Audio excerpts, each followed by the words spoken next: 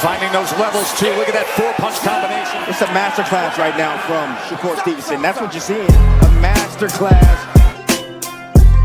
And Shakur meets him with a straight left hand. Oh, and there's a knockdown scored with the left hand.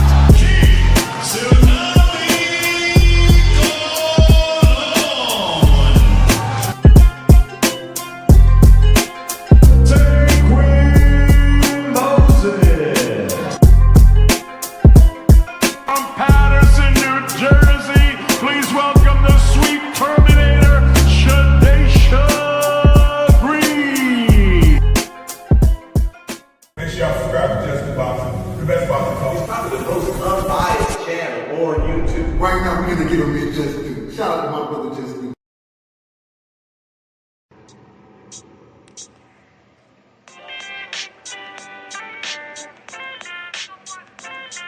Yo, you know the deal. We back again. We never slacking. Word 'em up.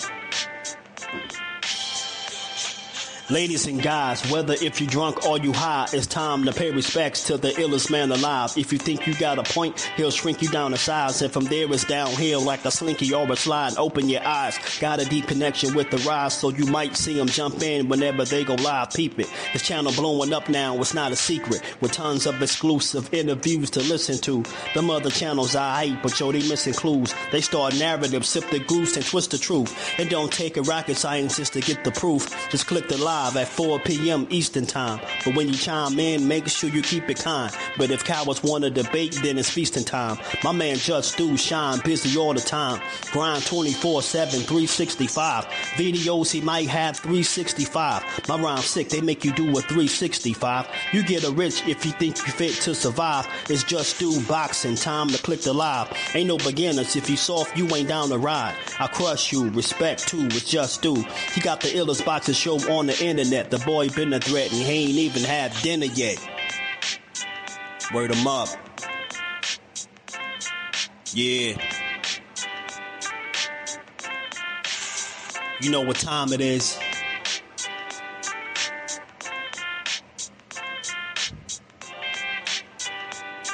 $4 p.m. Eastern.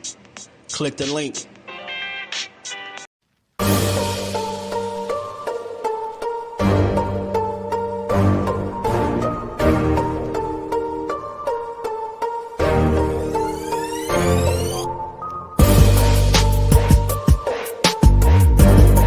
The truth will tell on your ass what you're doing or what you're not doing every single time.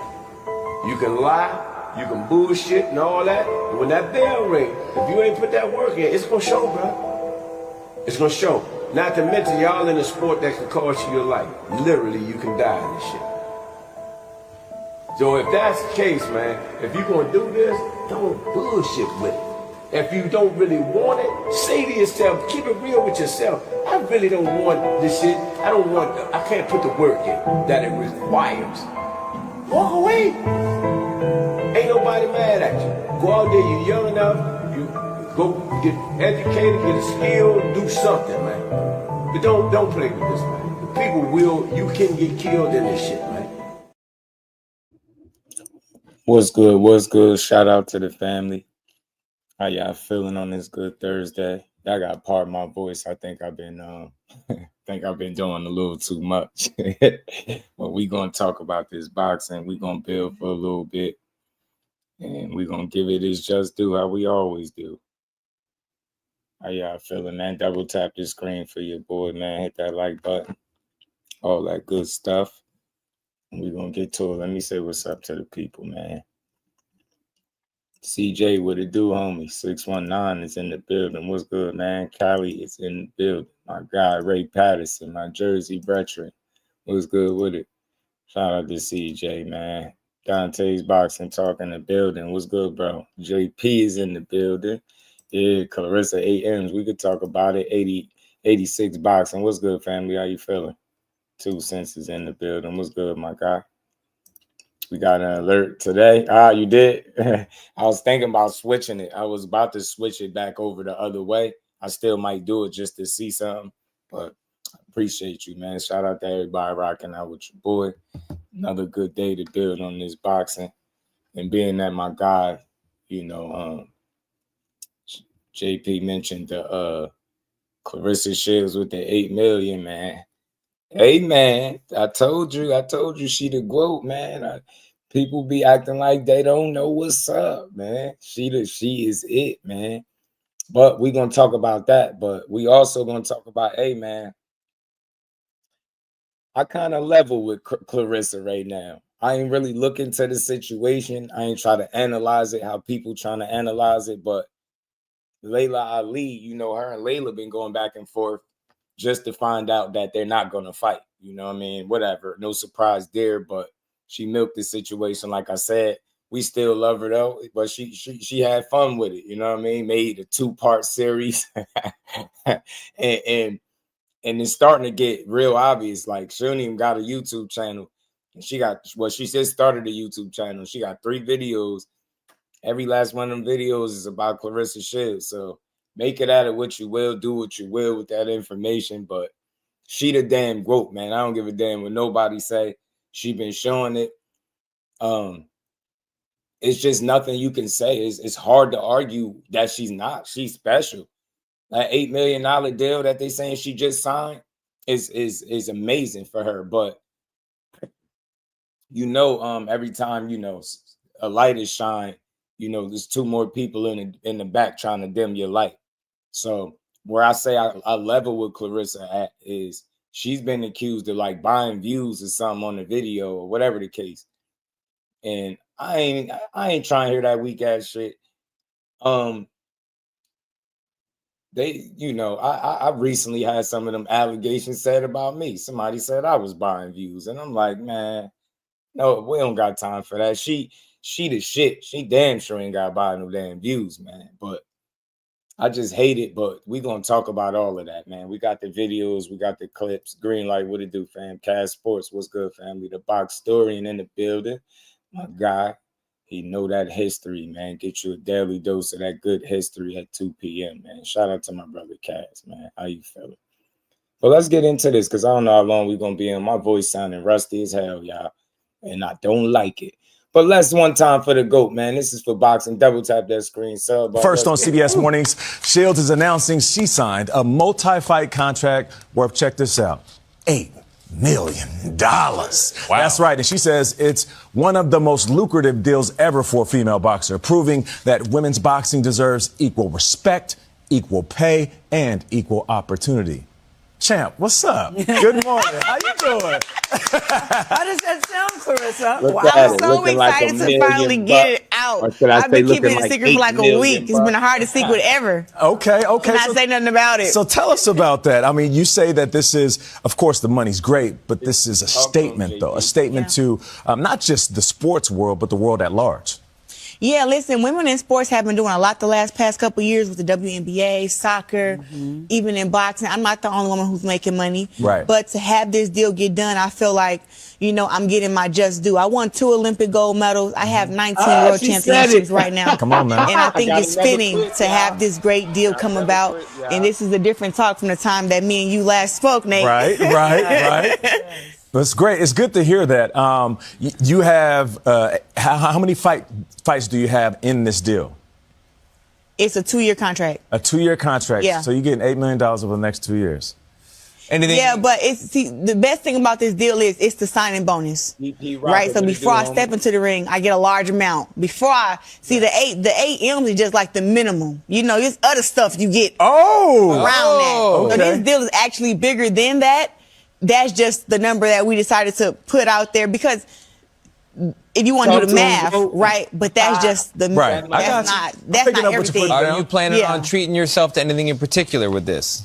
Oh, Lord, I haven't even let myself think about what I want to buy. You know, I feel like I want to do like so much charity first. Yeah. I already have 4 cars, 5 houses, 0. Ooh, okay. You know, I already got a whole lot of stuff. That's in my rap. Yeah, I I heard the bars. But I really want to just like get more into charity. I want to start hosting these girls camps all over the USA, and I just want to train, young girls and women and teach them how to fight and how to defend themselves. But I think what's so important is about who you are and how you carry yourself in the world. And I'm curious want people to know a little bit about your background, because at 17, you say you're a very different person in who you are now.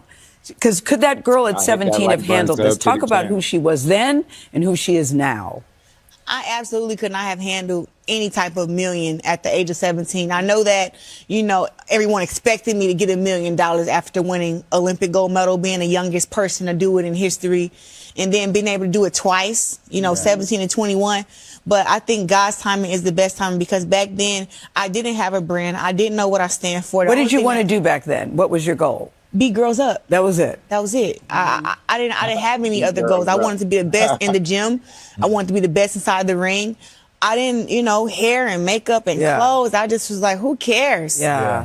But now being 30 and realizing that my brand is very important, and the stronger your brand is, the more money you can make. Yeah. I mean, I just feel like it all kind of comes together, and I stand for something now, and I'm so rooted in my faith in God and where He has me in my life that I know that everything coming, like, it's some new levels and new devils, but new levels, new devils. But God is the best. Is there the very big stage coming up at the Olympics 2028? Currently, USA Boxing does not let professional fighters go fight as amateurs, quote unquote, but they let basketball players be professional and do it. Is there any chance of that changing?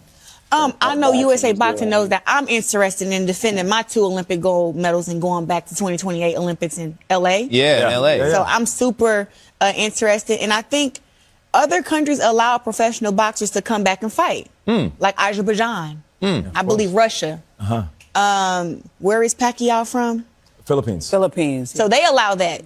So I believe that. It's a no-brainer. I believe that the USA will find a loophole somewhere to let me come back and defend mine. So real quick, we got to go, but I want to ask you this, because I always ask you this. Now that you have accomplished so much, what would you say to young Clarissa right now? To my young self, I would just tell her once again, like, God's timing is the best time. And stay grounded.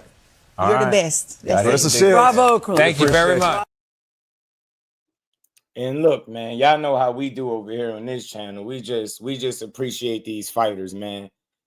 It's very hard to not be able to appreciate her come up story, bro. You know where she came from. You got a chance to see the movie. If you really know the story, you got to root for her. I'm not with all of this divisive pick a side. You only can root for a couple of. No, I'm rooting for boxing, and anybody that got a star that's shining that bright deserved all the just due. You heard her. You're gonna get her just due. She got to come over here if she really want her just due, y'all. Y'all know that, but that's a dope story. $8 million, and look, that's a little extra bit of information right there. Forever G's was good, homie. She said she's very interested in going back and defending her 2 gold medals. And look, man, I gotta be honest. I'd rather see her beat up the professional ladies, because I feel like she gonna be like head and shoulders above the competition. And unless I get 2 golds, but I don't think 3 gold medals was her goal, right? So what I'm saying is kind of share the wealth a little bit, Clarissa, man. You already great, man. You 3 gold medals is crazy, man. But who am I to knock it if they allow it? Look, I'm supporting it, but like I said, I just want to support. I want to support her and see how great she actually can be. You know what I'm saying? I want to see it. So, but nonetheless, man, that $8 million, man, I think that's really dope.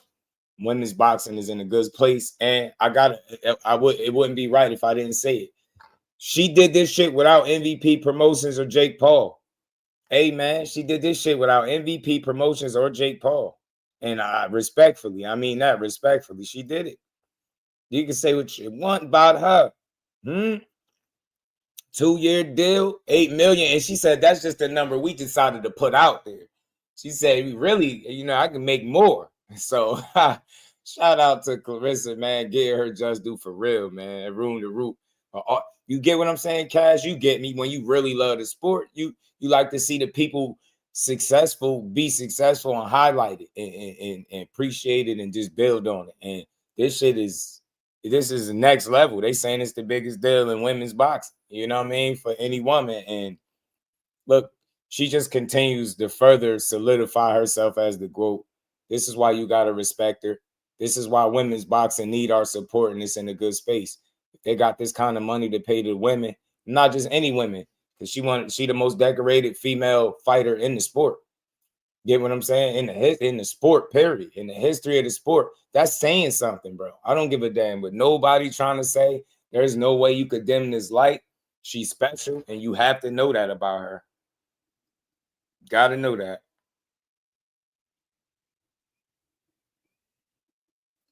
Got to know that about her. What's the subject? What's good, family? Yeah, this is great for boxing, bro. Really good, man. It's good to see people winning in this way. You know what I'm saying? It's good to see people winning in this way, man. She one of them, and like I said, if there's anybody deserving of it, especially with the work that she's put in, it would be her. You know what I'm saying? Undisputed heavyweight champion. And this is in 3 divisions. You know what I'm saying? Our 3-time undisputed, right? 2-time gold medalist. Like, you just don't get no better than what she doing, bro. And with her potentially fighting Shadasia Green, bro, she just that's what you want to see her do, man. So I just wanted to shed a light on it, man. I think Clarissa is a really, truly special talent, man. And she deserves everything she getting. She deserves her flowers and her praise. But like I said, just as quick as we build them up, is somebody out there tearing her down. So recently, you know, her and Layla Ali been going back and forth. Layla made a 2-part series, as I told y'all. Clarissa had responded to that 2-part series with a video of her own. The views on the video did so well that people are going out of their way to say, Clarissa or somebody on her team is buying views. And I level with her because I don't know that to be true. She's never had to do that. If she go live, there's people, they gonna flood in there. They gonna watch her. She is a big deal, man. It could have been the topic, the subject that she was talking about. Get what I'm saying? She talking about Layla, responding to Layla. They both put out really good videos, but I'm guessing Clarissa videos must have did the better views. So now she out here buying them. They said the same shit about me about a month ago. And I'm still over here doing me and don't give a damn what they talking about. Shout out to what's the subject. Everything good on my end, bro. And man, y'all just double tap the screen, support the grind. We're gonna build for a minute. Pardon the voice if it go in and out, because I've been going in lately, man. But let's keep building. So like I said, man, her video did really well number-wise. And people, you know, it's a video out here saying that, you know, breaking down how she bought her views or whatever. So we're going to play that, man. We're going to play that, and then we're going to get into the topics at hand, man. So let's get to this, man. Gentlemen, Claressa Shields is digging herself in a deeper hole. You're a sore loser, Claressa Shields. And a lot of people now have noticed who Claressa Shields really is. They caught her, busted her red-handed. Ain't no way she can get around this. So she's been caught buying views to try to compete with Layla Ali. Think about that. That is terrible. After all this, she jealous of me. She trying to tie her name into mine so that she can be relevant. She's getting exposed now on the internet by the community. 100% proven fact, she's been buying views. She's been buying views to actually compete with Layla Ali. When Layla Ali dropped her part 2, she surpassed Claressa Shields' views from her video that was sitting for 3 days.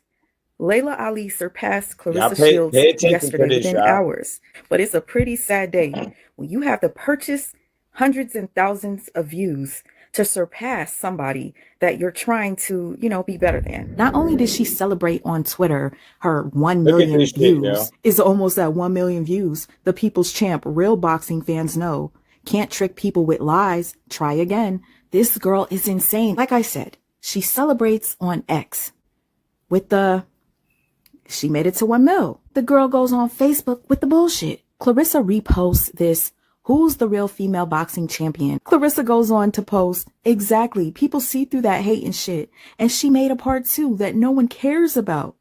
Clearly, you cared enough to go and purchase views to compare to her. Like, you, listen, look at this shit. She's a sore loser. Clarissa is literally taking L after L after L, and she's eating them up. Must have that Layla Ali seasoning on it. Laughing and saying how she got more followers on YouTube than Ali do. Social Blade tells you how many subscribers and how many views you get. And Clarissa is just dash. Nobody's subscribing, right? And her number stays at 197K. After Layla dropped her video, over 100,000 people decided to go and watch Clarissa. But not one person subscribed. You see that? Dash. Not one subscribed. I've been doing YouTube for way too long to be fooled. Now I'm going to check out Ali's Social Blade and see what it naturally looks like. Yo, do you guys see the difference? And this right here is confirming everything to me. This is what a natural subscriber count looks like as it comes in. This is sad and it's pathetic. Dang. Nah, it's bad that y'all going through all this 100K or a little over 100K within 24 hours, and it jumped up to 600, almost 700,000 K. Because you can track stuff like this. So within 24 hours, look at the views, y'all. Do y'all not see how this flopped? These are view bots. This is not natural growth. This is not speculation. She is buying views. Now let's go to the first 7 days. Do y'all see the flat line right here? Do y'all not see this flat line right? Dude, it was going down. She was losing view. Look. Within the first 7 days of uploading this video, this looks normal. This looks normal, but then it started falling. The second day, it had them fell off. And when she seen that them views was dropping, you mean to tell me in the same day, it just shot up? This is sad and it's pathetic. This is sad and it's pathetic. You went and spent real money for fake views, just so it can look like you won up somebody. And y'all do know she's gonna be, you know, her next argument, she's gonna try to say, why you think everybody believe me? Because I got more views than you. Clarissa Shields, please just lay down. Huh? Step down. Quit. Somebody throw in the towel, man. She was trying to pretend and mimic Layla Ali. You can't even hang with Layla Ali, even in the receipts video. After video, this is like the verses of videos, and she can't compete, right? She don't got enough hits. She got 1.6 million views, right? But then if you go to popular views, this is where it exposed that she bought views. The first video you see, the most popular view was 681K. But you see that's 1.6 million is in between the 267K video. So it's in between that. So genuinely and accurately, her numbers within the 200, 300K mark. But her numbers was almost similar to Layla Ali, not the likes and not the comments and stuff like that. And look, she tweeted like trying to celebrate that she got more views than Layla Ali in her video. You're a sore loser, Clarissa Shields. And it's sad to see you like this. Who she's motivating, who she's inspiring. Clarissa Shields, is sad to say, is no longer an inspiration and a motivation athlete. Nobody want to be somebody that's insecure. Nobody want to be somebody that's toxic. I don't know what it is. I see a change in Clarissa Shields. When she first came out in the Olympics, and I'm one of the few boxing channels that really follow women boxing. I don't want my daughter to be like Clarissa Shields. I don't. You know, of course, you want them to look at the mother, and the mother is the role model and everything else. But when you look at other people, I'm glad to inspire them, you want good people, not only successful people in that field that they're trying to, you know, be in and work because that's their goal. They want to be a fighter, an athlete, an actor, actress, whatever, right? But Clarissa Shields is just not that person I want my kids to even mimic, to want to be or strive to be. You know, success in their field, yes. But other than that, nah, man. Clarissa Shields is the type that she likes to kick people down to uplift herself. Man, get your get that weak ass shit out of here, bro. Man, get that shit out of here. Y'all hit that like button, support the grind, man. Let's build, man. Uncle Villain, what's good, fam? Yeah, get his pack him the fuck up. I don't want to hear that shit, bro. Nah. All over this, I mean, it could have been somebody on her team, anything. Who cares though? Like this type of shit, those type of videos blind you from the fact that next they gonna say her deal fake. Next they gonna say the deal she just got fake. You get what I'm saying? Who cares? Why are you going above and beyond and try to prove it? Be your own people doing it. You don't want your daughters to be like her. Man, shut your ass up. You sound stupid. Sound dumb, man. Sound dumb as hell. They trying to distract you from the fact that none of this shit got to do with them fighting, because you know full fucking well if they got in a boxing ring, would have happened. I'm tired of playing around. We love both ladies, but this shit should have been about boxing, not about views, not about going back and forth. Man, at the end of the day, if you wanted that work, you should have got that work. That's how keep the same energy we keep with any other fighter. Layla don't get a pass.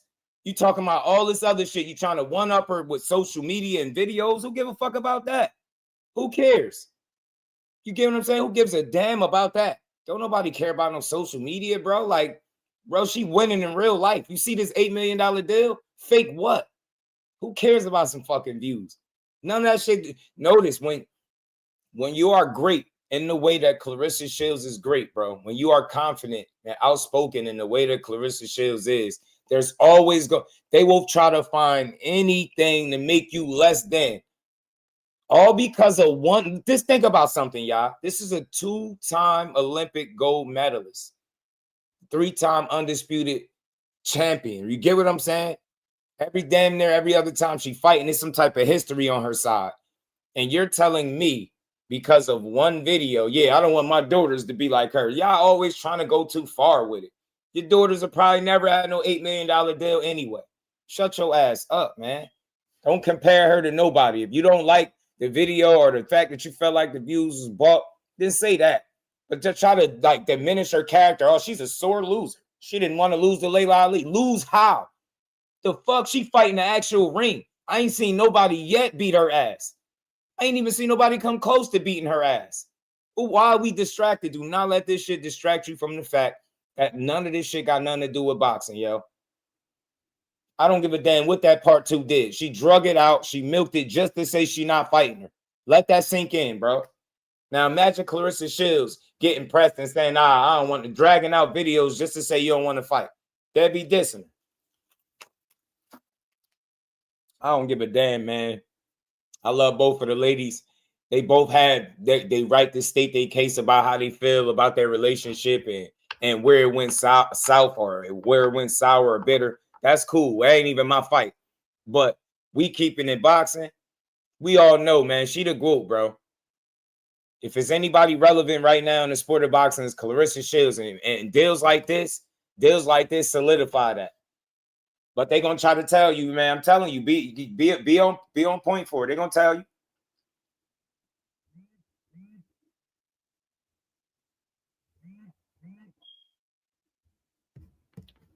Man, my bad, y'all. Shout out to Locked and Loaded, man. Imagine a grown-ass man choosing between 2 women on the internet. You get what I'm saying? You don't got neither one of them, man. You don't got neither one of them.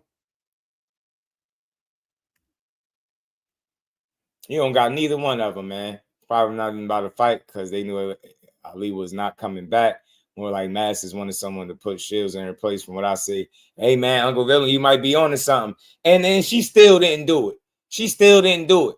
Like, look, man. Hey, Claressa Shields probably claimed to be great at a lot of things, but one thing we all know, undoubtedly, undeniably, that she's great at is boxing. And if we're not talking about nobody beating her inside the boxing ring, what exactly is people talking about? You talking about one-upping somebody on social media, bro? Social media is a fake place anyway. I don't give a damn about no views. She's special, man. So, look, let the light shine bright. Let the record reflect. This girl just signed a historic 2-year, $8 million deal. You know what I'm saying? And that's special. That's special in every way, shape, or form.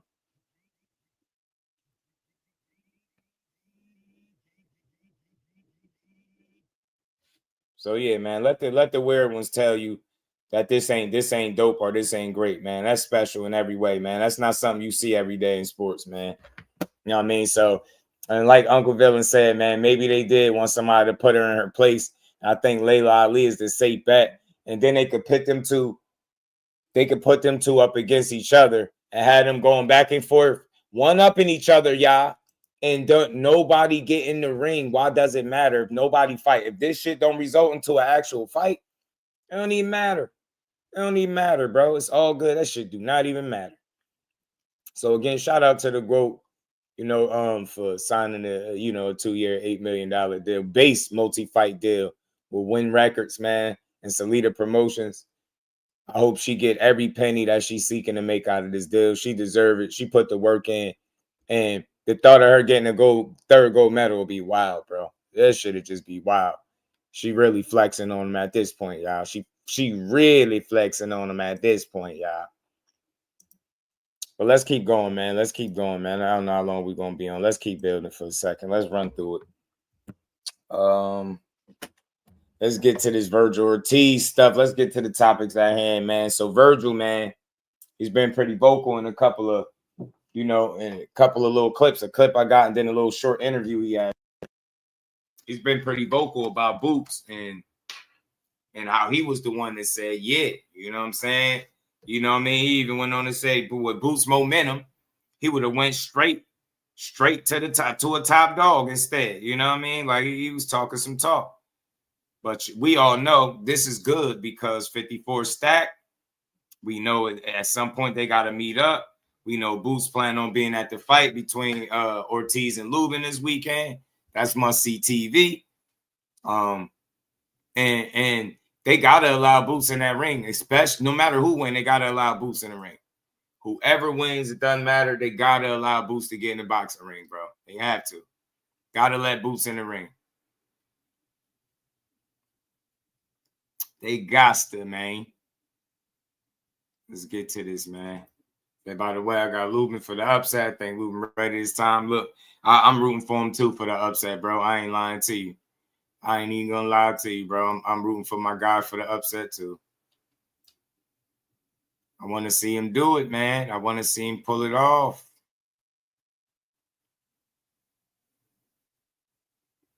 I know he could do it. I know he could do it. I know you don't love me.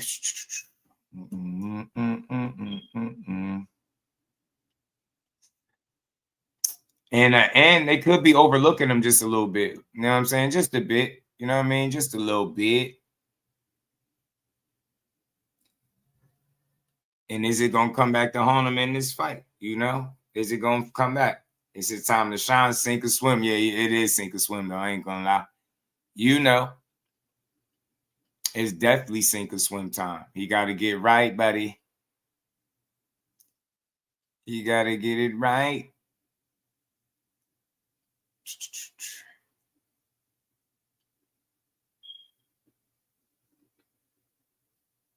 Boom, boom, boom, boom. Yeah, I got what's up with my dates, man. My dates and my stuff been screwed. So we're going to see, man. Vergil Ortiz going to have a chance to back all this talk up. Not saying that it's so much crazy talk, but he just gave his opinion. He spoke, it just makes for a better fight build up. You know what I mean? All the talking, because they're going to have to stand on it. Both guys, they're going to have to deliver on everything they've been saying. And what better way than a fight? And Boots just did a recent interview some hours ago. I believe it was like yesterday at some point it came out. He did a short, like 10-minute interview. And he let you know what his next plans is. So he definitely wants smoke. And he want the winner. You know what I'm saying? He want the winner. He said Vergil, but then he said, or the winner, whoever wins. So, and then he said, if not one of them, then he wants somebody with the belt. We're going to get to all that. Give me a second, y'all. I'm just looking through my stuff and I'm trying to figure out why this been doing this.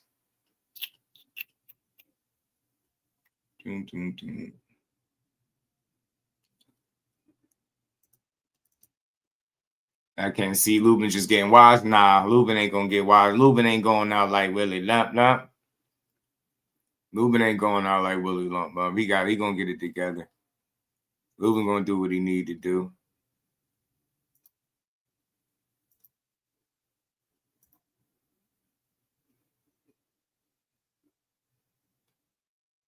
All right, give me a second, y'all.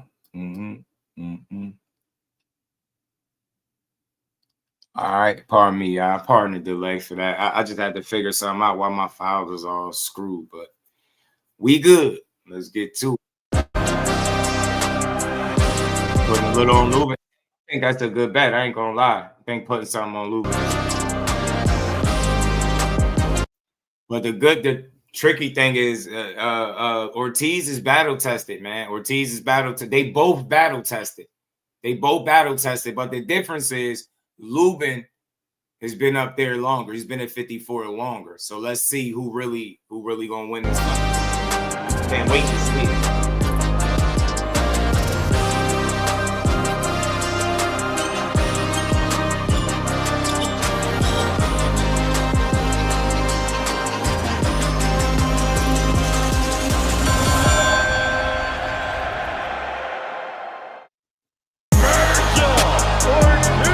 All right, bro. With all the extra shit, man. Get to the joint. Welcome back to Inside the Ring, and guys, we are joined now by, it's like everyone in boxing loves this dude. Like, fans love this dude, and he's proven his worth. Not just an exciting fighter, but the class at this moment of the 154-pound division, the #1 ranked junior middleweight in the world by Ring Magazine, Vergil Ortiz. Ladies and gentlemen, Vergil, welcome to the show. Thanks for having me. It's been a minute since you and I spoke. Probably the last time was on Max on Boxing back in the ESPN days. But let me ask you about this upcoming Saturday. Because when I spoke to you last, this is before some of your signature wins. You were kind of a hot prospect on the rise, knocking everyone out. But you're going to face Erickson Lubin live on DAZN. And you're now seen by most as the man at 154 pounds. But as we all know, at this level, you might beat a guy easily, like Mean Machine or a Madrimov, like these really good fighters, but you might also have life and death with a guy like Baranchik, right? When you look at Lubin, is there pressure to dominate? Is there pressure? I don't know if there's pressure, but I know that a lot of people are... I think there's a lot of pressure on him, actually, and I think that that's going to make the fight interesting because a lot of people are counting him out, and that's going to bring the fire out of him. So in turn, me thinking that, well, now it's going to bring the fire out of me because I know he's going to have some kind of urgency in the ring. So now I have urgency. Yeah, I said Baranchik. I meant Boachuk, of course. Thanks for that, Cop. Of course. But do you look back at the Boachuk fight like, man, I have, like, you know, did you take something from that fight? Was that just where you were at that point in your career? Or did you have to prepare for him differently? Did you learn some lesson from that you can now take into this fight? Well, see, here's the thing. I've used him as sparring before. I knew exactly what kind of fight it was going to be. It's an ugly fight. I went in thinking that, man, he's going to be a tough fight. It's going to be an ugly fight from round 1 to round 12. I mean, as much as I don't like the guy, he's a tough fighter, and he gives anyone problems, and I mean that's just the bottom line. So styles do make fights, and yeah, that's it. Vergil, we know that Eddie. I get why he says more pressure on Lubin because Lubin got the losses already. He lost twice. And they feel like this considered like these step-up type of fights. So if Lubin was to lose this one, everybody can't win the step-up or the big fight, so to speak, right? But on Vergil end, the same could be said. But the pressure is on him because the implications of winning this fight, it's an interim, just for an interim title. You win that puts you right in line to get the fight for a title that's eluded you so far in your career. And on top of that, it allows you to make it to that next big fight, which is Boots. So I understand what he's saying, why it would be pressure on a guy with 2 losses. It makes sense, but it's definitely pressure on him as well, Uncle Villain. Definitely pressure on him. Hearn and Jaron Boots Ennis are going to be ringside at your fight on Saturday. And as you know, you've been in talks with these guys for a while now, pretty much all this year, some of last year, and the fight still hasn't been made. Do you think it's finally going to happen next? And what are you going to show them at ringside? We'll see. I've already said yes. I mean, that's all I can do, right? So we'll see. We'll see. It's really not up to me, I guess. And from your standpoint, then, what is the biggest barrier to this fight happening? Why hasn't it happened yet? Because, like you said, you've said yes. So, I mean, I don't know. I don't. There's really nothing else that I can do at this point, right? So, the barrier, it's somewhere on their side. So it's whether it's someone, something, or some amount of money. I don't know. That's completely on them. Vergil, since Mike brought it up, I just gotta get the full story, though, right? And I put this thing to bed because it's all this who's ducking. What happened, though, right? Because I know you're fighting Erickson Lubin now, but what happened? Like, I thought you was fighting Boots.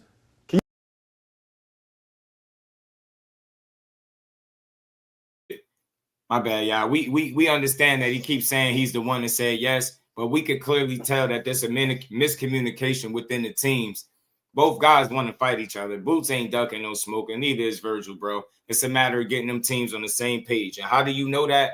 Because as soon as Eddie Hearn was saying Boots re-signing with him, part of him re-signing with him was to fight Vergil, and then his dad came out and started talking about how Oscar don't decide when we fight and all that. He didn't say, oh, all right, well, they want to fight. Yeah, well, we're going to fight. It wasn't that kind of energy. It was more like, yo, we got other shit to do, man. We tried to fight y'all. We're going to do what we doing. Y'all don't control our moves. You get what I'm saying? This was Max Kellerman, I think Coppinger and Shady McCoy. You talk about that negotiation, like what happened? LaShawn McCoy. I would love to. So as far as the negotiation, I'm not a manager, right? So I don't take part of any of that. All I know is that we can start from the beginning. 147, we're both upcoming prospects or whatever. Fight doesn't happen. I always felt like it was going to happen at 154 anyways. All right, I move up to 154, past rhabdomyolysis. I had to get in a couple of tune-up fights because I just came back from a life-threatening illness. And we really wanted to make sure that I was even still okay to fight because that's how bad it was. So I got those fights out of the way. Then we fight Bohachuk, then we fight Majimov. Jaron Ennis got a world title at 147 or a couple of them, I think. Good for him. He has a lot of momentum going his way. If I had that much momentum, I would have went straight to the big fight at 154, if I'm being honest. I'm just that kind of guy, I guess. But when it was time to say yes to fight, I was the only one that said yes. So now you have a lot of people that were saying that I was ducking at 147 when there was no fight to be offered or anything like that.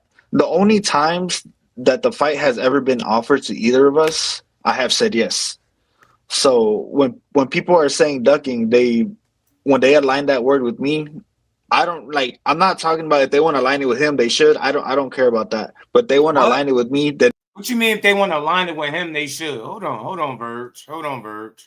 So when people are saying ducking, when they align that word with me, I'm not talking about if they want to align it with him, they should. I don't care about that. But they want to align it with me, then they can't say that because I said yes. So if there's any other questions, bro, I'll happily answer them. Hell nah. See, I don't like how you slipped that in there, but I get it. Z, what's good, homie? Look, neither one of y'all need to be aligned with the word duck. That's the problem with boxing right there. Yeah, you could keep saying you said yes, but the problem is all he got to do is be like, hey, would you fight Boots? Yes. Right? But then the fact that y'all not involved in all y'all business dealings, you don't know how that communication get trickled down. You get what I'm saying? I get trickled down the line. You just don't know. So at the end of the day, you got two guys willing to fight. Look, Boots coming to his fight is letting you know what. And I'm gonna play the little short clip from Boots' latest interview with what he said. You get what I'm saying? With what he looking to do. So there's no way he's coming to that fight to watch that fight without the thoughts of Vergil Ortiz and fighting. I can't wait till he fight this dude, yo. And I like Vergil, but it's the fans too. If y'all think Boots Ennis is ducking, just keep the same energy. Because when he punch on one of the, when he get in there and start punching on this dude and start when his 36 or 37 fight is an N1 mixtape featuring Vergil Ortiz, don't say I didn't tell you, bro. And I like Vergil, but don't say I didn't tell you. A1 Hoops on, my brother, what's good with it, bro? The Boots went for the big dog. Yeah, I'm gonna play that too. I got that clip too, Uncle Villain. I got you. Yeah, and Vergil, you just mentioned that Jaron Ennis, right? You said, well, he has a couple of titles, whatever. And I like hearing that. I know Max does. We don't care about the titles on this show. And I give you a lot of credit. We've heard people try to discredit you by saying that you've never been a champion. But to me, it's a lot more important to have real names on your resume. Yeah. Guys like Majimov, you're fighting Lubin. Tell me why it's more important to you to fight quality opposition than to grab these paper titles. I think what I got from it, ABZ, is just listening to the entire situation. I get why you would say that. That's reasonable. But for me, I think communication and timing. When you hear both guys saying they said yes, you get what I'm saying? And then when you hear them saying a certain date, but then they're saying a different date, I hear miscommunication. I hear both fighters want to fight. It's a matter of lining that shit up. So it's timing and availability for me. That's what I think it ultimately is. And I do think Boots wanted to get a welcome to the division fight as well. And now that he got it, you see he's going to be ringside for this fight this weekend. And that is where the pressure starts. Let Jaron Ennis in the ring, no matter who wins. No matter who wins, let Boots Ennis in the ring. I ain't trying to hear shit. So, Vergil, you better win that fight, and they better let Boots in if he do. Look, I mean, look, at the end of the day, people are going to watch the fights, right? People are watching the fights. You can put a title on. They could have put a title on that last fight that Jaron had against I'm not sure. I don't want to disrespect him. I don't know his name, but they could have did that and said he was a champion. You know, they also did that with Zayas. Lima, yeah. So it's just like there's no credibility behind those fights. I would rather have, you know what? I'll give you an example. In the 2013 Junior Olympics, I know I'm going way back, but that small medal that I got from the National Junior Olympics is my favorite thing that I ever got in my whole amateur career because I fought 3 sharks back to back to back. It means more to me than the ringside 30-pound belt that I could barely carry at the age of 10. It means more than all the other national championships that I got, all those belts. It means more to me than the most outstanding boxer award that I got in my last nationals. That small medal, because I knew what I had to deal with before the camp, during the camp, and actually in the fight. Because that was a hard tournament for me, and I got it done. And Chris, this is why real fighters like the Ring Magazine Championship. What up? This is not because we're on the Ring Show. I've been saying this for 25 years or something like that now. Because in order to get that belt, you have to prove that you're the man. Mm-hmm. You take away all the politics and everything. You just have to beat everybody, and then you get that belt. Exactly. No, for sure. So knowing that you're a fun fighter, man, and everyone loves watching you fight, what are you doing to prepare different for this fight? Are you still going to be the same, bring the fight to the fighter, or what are you going to do different in this fight? I'm more of a, as bad as it sounds, I'm more of a play it by, just play by the motions, go with the motions. But in terms of still trying to dominate, I'm going to fight I'm going to respond. I'm also going to dictate, but I also like to respond. I'm a kind of an improviser in a way when I fight. That's just how I like to do it. I think Chris and Vergil, when I see a guy like Lubin, a guy who's a top amateur and maybe got rushed into his first, or maybe he rushed into his first shot at the big time, that set back his career a little bit. Those guys can be really dangerous, because their ceiling is higher than most people realize, and maybe a guy like you, the thinking is, can't get quite as up, can't get the adrenaline quite as up for that kind of fight as you might for, say, a Boots Ennis. How do you guard against that? Guard against what? Not like just the idea that naturally the adrenaline and the preparation and everything for a guy who is seen as the top threat in the division or the biggest money fight or the fight that garners the most attention, that you would think would bring out the best in any fighter, right? But a fight against a guy who maybe is better than he is perceived, how do you get up for that kind of fight? That is an interesting question that I have never thought about before. I'll tell you my motivation behind every fight. I don't like to lose. I hate losing more than I like winning.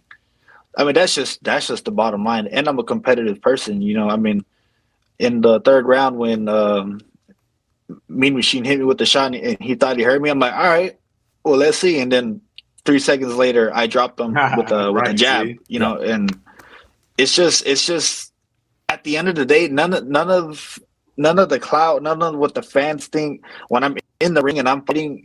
The only thing that I'm thinking is I'm better than you, and I'm going to prove that I'm not that I am better than you. Okay, so as a competitor, hell yeah, he was out there talking that shit. Guy, let me ask you this: yeah, he was. There's a sense that I get talking to people, and maybe even in my own mind, right? I think about 154. I think about Vergil Ortiz is the man in that division. But there's this sense that maybe he's just keeping the seat warm for Boots, right? And that's how we're going to find out about Boots. You two are eventually going to fight, and we're going to see who's left standing. And maybe that's going to be you, and you'll prove yourself against him. But the sense I get is that Boots is the protagonist in that story. It's really about him, and you're going to be his test as opposed to the other way around. As a competitive fighter, how do you feel about that? I don't like that at all. You know, I don't like it at all because this is my story. And you heard Vergil saying, I don't like that. I don't like that at all. See? Yeah. He don't like, man. You know you're warming that seat up for Boots. You know what time it is. Go ahead. Great question, Max. Let me rewind a little bit. Y'all hit that like button. Support the grind, y'all. Let's build. We're gonna be on for a couple hours and we out of here. Let's grow. That Boots is the protagonist in that story. It's really about him. And you're going to be his test as opposed to the other way around. As a competitive fighter, how do you feel about that? I don't like that at all. You know, took his time I don't like it at all because this is my story. In my point of view, it's my story. And in his point of view, it's his story. But I don't mind playing the villain if I need to in someone else's story because I know I'm a good person. I don't care about that. But I do understand what you're saying. You know, that makes a lot of sense when you put it that way. I haven't thought about it like that before, but yeah, I didn't like that. Right. Hey, Vergil, I want to ask you a different question though. There's so much talk about De La Hoya, right? You got Ryan Garcia; they have their own thing going on, and then you got Canelo. He said a lot of things about Oscar and not the right or I guess positive manner. What's your take on Oscar De La Hoya though? And how is as your promoter? I mean, Oscar is probably one of the most successful promoters in the history of the sport. And he has always been done right by me. I have nothing bad to say about him. I mean, he's gone out of his way. He texts me all the time. He's called me, he FaceTimed me on Christmas. He does his job. I mean, everything that he's done, I think that he's done with good intentions with me. And I can't say anything bad about the guy. But does it ever he's a really good guy. What's up? Does it ever scare you though, where a guy like Canelo Alvarez is one of the biggest Mexican fighters of all time, one of the best fighters, and then you have that guy in your stable and you lose him because things haven't went right? Does that ever scare you because you're on the path? I mean, Max talked about you and Boots. If that goes the right way, you probably the pound for pound type guy. Does that ever scare you that knowing that you had a pound for pound guy like Canelo and things didn't work out the right way that could potentially happen to you? I think that nobody truly knows the whole story, what's going on. So, it's kind of like a court case. You kind of have to get all the evidence. You got to get both sides of the story. There's there's three sides, his side, their side, and the truth. Okay. I can't really, I don't know. It's a hard thing to speak on. I don't know anything about that. All I know is that, is it a business? That's true. And you have to take care of yourself when it comes to business like matters and stuff like that. But you know what? I just want to say this. It's not, sometimes relationships run their course and it don't have to be somebody's right or somebody wrong or somebody did this or that. Sometimes relationships run their course and it be in the best interest of both parties to go their separate ways. Because at the end of the day, I ain't trying to hear that shit Canelo's talking about. Oscar put him in position. He made the most out of that position. Them guys made millions together. I don't feel sorry for neither one of them. Neither one of them. They up millions and millions of dollars. You think I care about them rich people problems, bro? Come on. At the end of the day, he was super successful under there, right? He was his biggest fighter. He was getting pushed and all of that. So everything ain't going to be perfect. And sometimes when you can't fix the issues, you move forward. Everything's good on this side, and I have no complaints.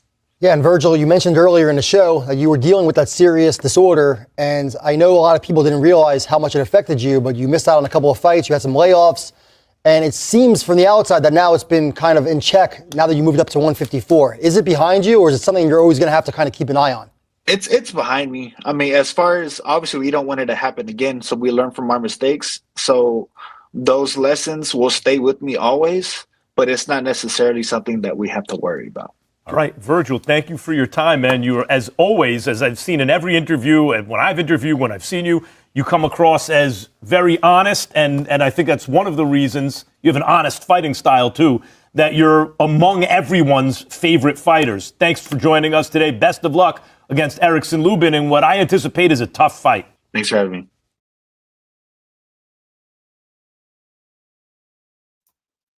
Man, that was a good, nice little short interview by them. Vergil do got an honest. I think he's a pretty honest guy. I don't be overthinking like a lot of these fans, bro. I don't think he ducking nobody. All this, he's scared this, he's scared that. These grown ass men ain't scared to fight each other, bro. They not scared to fight each other, bro. The money right, they gonna fight. That's what I do know about boxing. It's the business, man. The business will hold up a fight in a heartbeat, man. Guys want to get paid accordingly, man. They taking these challenges. They want to get paid.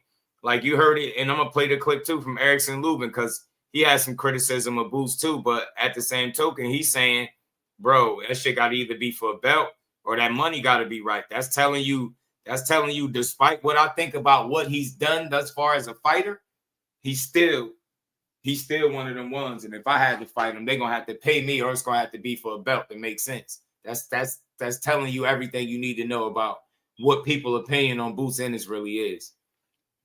So let me play the other clip from Vergil that when he has said about Boots. And me, how I'm going, I'm trying to get so much out of this shit. Wrong one. Shit, me. You said you're interested in belts. Boots don't got a belt, but it's like he got. I'll be tripping.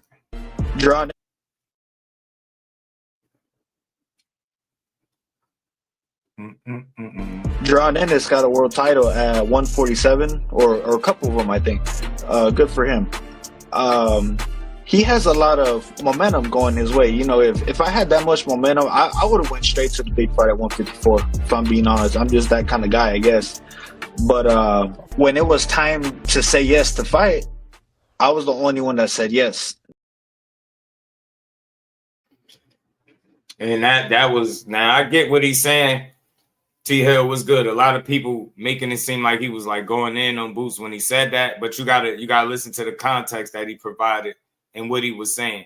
I know it sounds like a shot, and it could be a slight shot, but at the end of the day, he's just saying, if I had that kind of momentum, he's talking about with the title. See, people gonna block that out, and they're gonna say, oh, well, when Vergil moved up to 54, he fought 2 tune-ups, and he did, but they was checking to make sure everything was right with him as far as his health. You know what I'm saying? But he said if he had the momentum, and then you got to put in the context, he spoke about the titles. He had a title, a couple of them, I think. He's saying with that momentum, he would have moved up and just fought a top guy. And that shit sound good. Look, I ain't knocking him. He's saying that's the kind of fighter he is. But at the same token, with him being the kind of fighter that he is, let the record reflect that when they were both at 147 pounds, it was his team that needed that 48 months to make that fight. It wasn't Boots' teams that had put that out there. I just got to say that. You know what I mean? Maybe Vergil didn't say that out of his own mouth, but his team did. His team said it, and it sounded crazy. And it will forever be crazy. You need 48 months to get ready for a fight is wild when you one of the top guys. So it is what it is, man. I get it as far as the momentum angle because Boots did have some momentum after beating Stan Jonas and unifying them titles. But again, you move into a new weight class. He wanted to fill things out, and I don't think he was gonna fight Vergil for the very, very first fight at 154 anyway. So at the end of the day, it's all good. That shit ain't about nothing, but they're gonna have to fight. You know what I mean? Boots gonna be at his fight. And we're going to see what time it is. I'm about to play the little short clip for y'all from Boots in his most recent interview.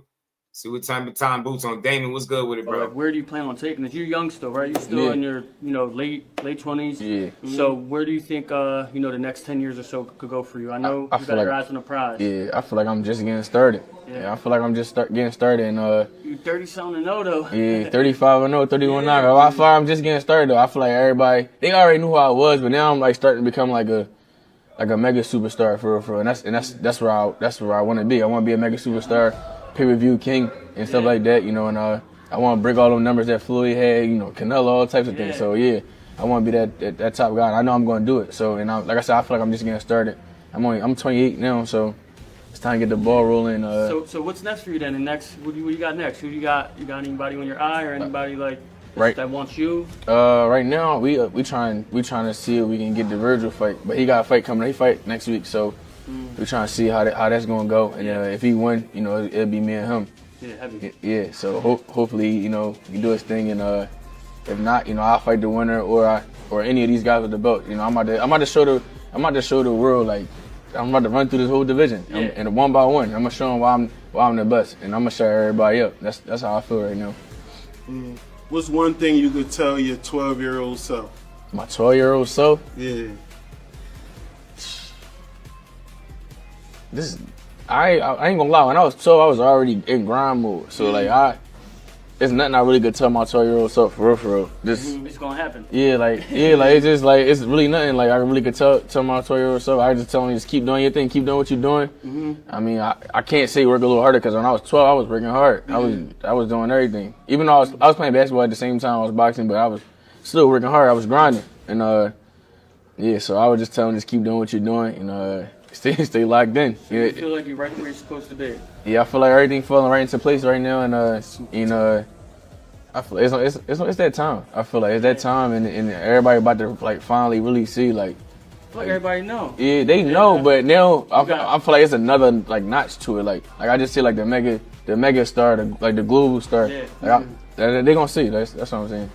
Yeah. I can't wait to see, man. Yeah, me too. Appreciate y'all for having me. Yeah. Appreciate y'all. Yep. Yep. Good success. Street to success.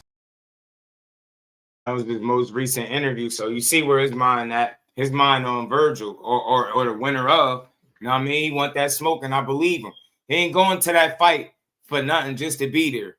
I'm telling you, it's just a matter of time. It's just a matter of time. Shout out to TL. John Wick was good. 30-something fights and one to fill out. Shakur going to 140 straight into the fire. Skills pay the bills. I get it, John Wick. But the thing is, he had 30-something fights, but none of them 30-something fights was at 54. Do you get what I'm saying? Would you rather him be safe than sorry? And just think about it, John Wick. That fight is over with. He got that shit out the way in one round. You get me? And look what he doing, John Wick. Just give him some time. Look what he doing. He's going to the fight. You know that usually leads to the fight. You get what I'm saying? He letting you know where his attention is at. He ain't done this before. Go pull up at nobody fights when it's time to fight him. He's doing that right after the one fight. He just got it out the way, bro. One quick, boom, one round. Got Liam up out of there. Now look where his mind at. Vergil or Lubin or a title. Just give him some time, bro. Because look, what's the harm if his next fight is one of those guys, a title or a name? You get what I'm saying? By him going to that fight, he put pressure on himself because and Eddie Hearn to deliver the winner of that next fight. So if it is Vergil, then they got to make that fight. It's never a waste of time, bro. It's never a waste of time when you acclimate to a division. Andre Ward was a career 68-pounder. What did he retired at what? 32-0, right? I think he was like 28 and 29-0 when he moved up to 75. He got a couple of acclimation fights, and he's a first ballot Hall of Famer. You get what I'm saying? A first ballot Hall of Famer, bro. We got to stop thinking the wrong way. Stop letting people think it's about being smart, bro. It's about being smart. Let me see how I look. Let me see how this engine, operate at 54. And now that they seen it, look what his very next move is. He like, oh, okay. You know what I'm saying? I'm good. Everything right where it need to be. Hey, Vergil. Hey, man, we're going to be sitting ringside. You get what I'm saying, bro? It's not a waste of time. You know what I mean? Little acclamation fight ain't never hurt nobody, bro. Ain't never hurt nobody. You feel me? Little acclamation fight ain't never hurt nobody, man. And I'm telling you, fighters have been doing this since the beginning of time. When people move up in weight, I don't care if you had 40 fights. If all 40 of them fights wasn't at the weight class you just moved to, I'm not going to trip on you for getting an acclimation fight. It's one fight. And now my focus and attention is to those guys. How are we mad at them for that? It's one fight. It's over with. We can't be, if we was mad at him when it happened, it's over now. We can't be mad again, right? As long as he going after those guys or those titles, we should be cool. You get what I'm saying? So I think he'll be all right, man. You don't get it, man. It's just a shakeout, man. A shakeout, bro. They all do it. It's shakeout. Now, the round was too fast for sure. He should have won some rounds, but I get it. But he just let you know, John Wick, that he ain't come to play. I'm going to beat his ass. And now, hey, Vergil, I'm coming to your fight. And Lubin, I'm coming to your fight. What's good? You get me? No question who. Nah, man, we got to stop saying what other people do and expect him to do it. Could he have done it? Yes, but he didn't have to do it, is what I'm saying. Stop thinking that makes him any less of a fighter just because he didn't do what the next man do. Hey, man, anybody that got a problem with Boots having the first fight being Lima, right? Let's say, hypothetically, Vergil wins this fight this weekend and Boots' next fight is Vergil.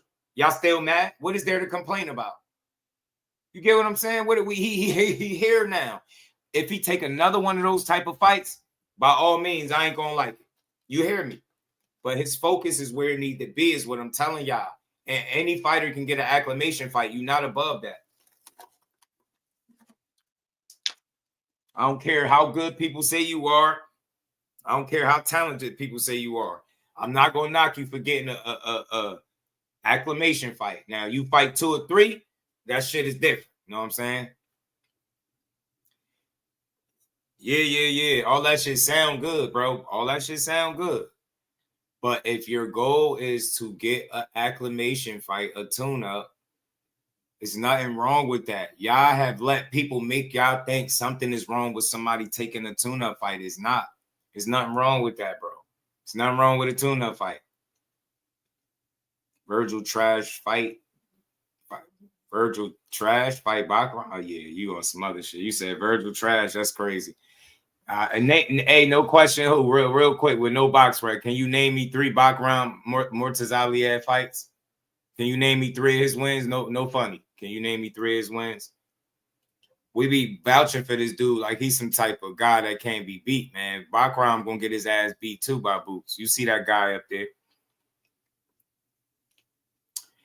The thing is, bro, it's a guy, he was within the top 10. He was within the top 10. And then you got to think about who was available. You get what I'm saying? You got to think about who was available. Vergil wasn't available to fight him. Vergil was recovering from a hand injury. Baccarat was negotiating with Lubin at first.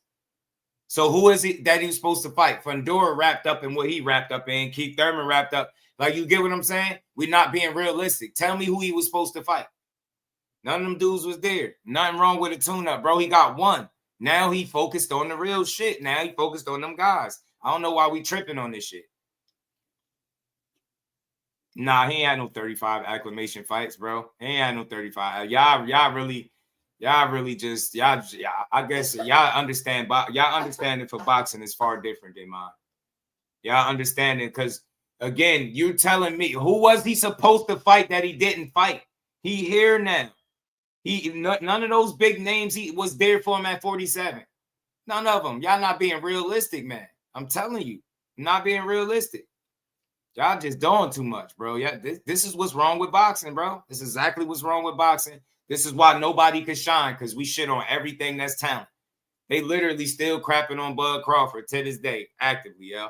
He ain't good. Boots overrated. Terrence Crawford overrated. Earl Spence was just a drunk. It's like, bro, god damn, man.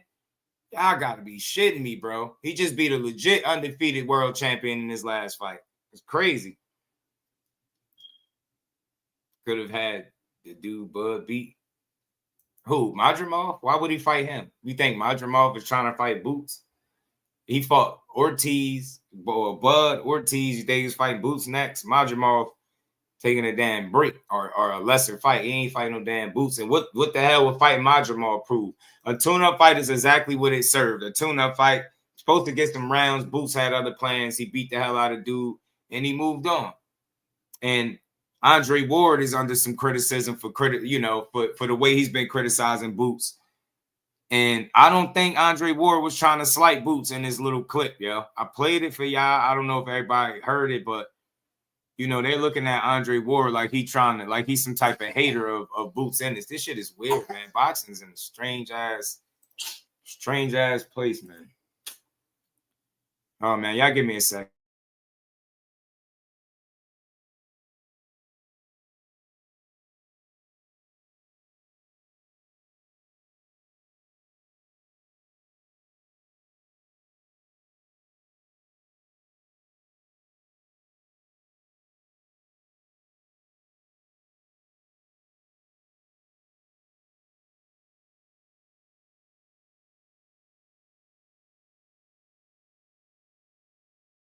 My bad, John. My bad. Daddy duties. LDUBOXING, the plug is in the building. What's good? Boots good. I'm not saying he ain't. Nah, it's just y'all not be. People don't be realistic. We condition ourselves to complain. And I just want to do this real quick before we move on. So tell me who Boots was supposed to fight at 147 pounds. Who was he supposed to fight? What killer was he supposed to fight? What killer was at 147 pounds that he was supposed to fight? I want to know. What killer? Who was it? Boots could have gave Norman the $2 million. I mean, they made 3 offers, ran out of time negotiating, and that was that. Boots, that's not Boots' job. It's not Boots' job to give money. All right, he did it. I mean, he did it with Stan Jonas, but according to his side, they said they was giving up money there too. Shout out to CJ, yeah, baby do over there. They're a little sick, so he wouldn't need it, eh? He said 35 acclamation fights is crazy. You know what I'm saying? So he beat Stan Jonas' ass. It wasn't no true killer. Norman was the guy. That would have been a really, really good fight. Don't get it wrong. But as far as like, where is these fights at? That's one fight. He moved up. We all know what it is with that. You get what I'm saying? Like, the problem is when a fighter doesn't make the move you think he should move at home, we equate it to ducking or being scared or dipping from competition. And Boots wanted to avoid competition. He would have stayed at 47. He could have tried to make a fight with Barrios, an easier target. He didn't have to send no offers. They didn't have to even negotiate with Brian Norman. Nobody else was doing this shit. And now here comes Devin Haney. At the worst time in his career, possibly offered Barrios $3 million. Who offered Barrios $3 million? Right? They ain't even try to fight each other. Barrios' team said directly, if they fight Boots, they got to get that money right. He's offered a Bud fight dedicated to Showtime. Y'all gotta stop, man. Y'all gotta stop with this shit, bro. Y'all gotta stop, yo. His dad said that. He didn't say that. You think Boots negotiated his own fights, bro? Truth be told, he wasn't getting no crazy fights over there with Cameron Duncan. Eddie Hearn made him the world champion for the most part, made him a unified champion. That's for sure.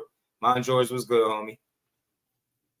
Mon Jamal was nobody till Bud beat him. Let the internet tell it.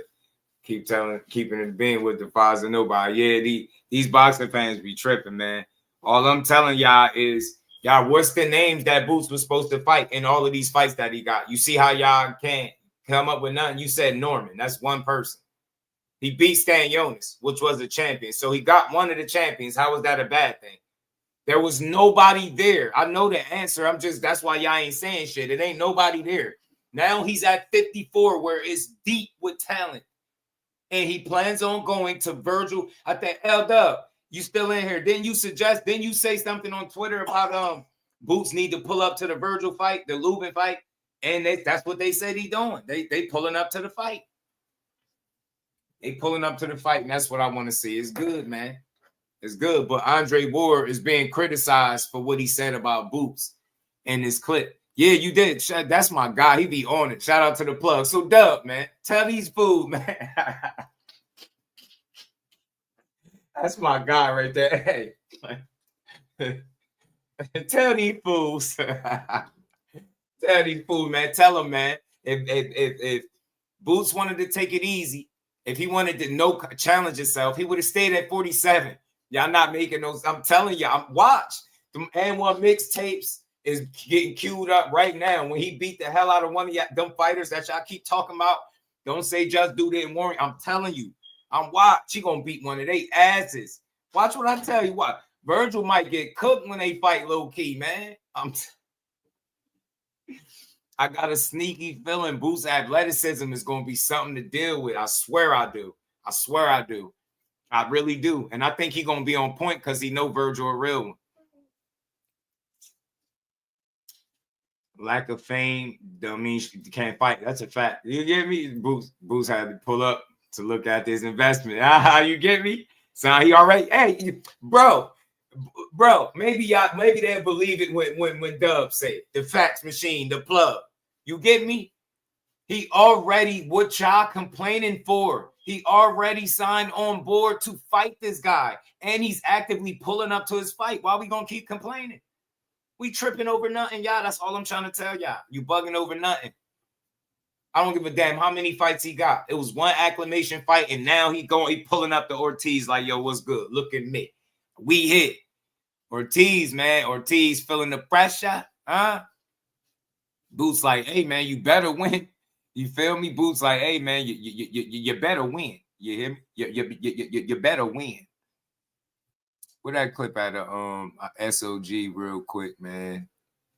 I had a little clip with SOG. So you saying he's gonna beat Ortiz? Yeah, I think he's gonna beat Ortiz. I do. I definitely think. I got Boots in that fight. I definitely think. I don't think it's gonna be an easy fight or nothing like that. But I definitely think he's gonna beat Ortiz. I just think he got more tools. I think he got more tools. I definitely think he has more tools. All right, so let me play this clip real quick because this is people thinking that Andre Ward was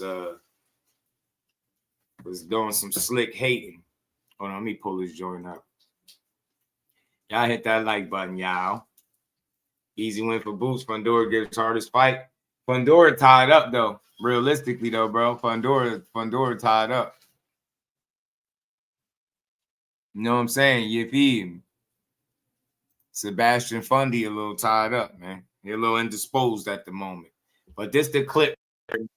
Many fights.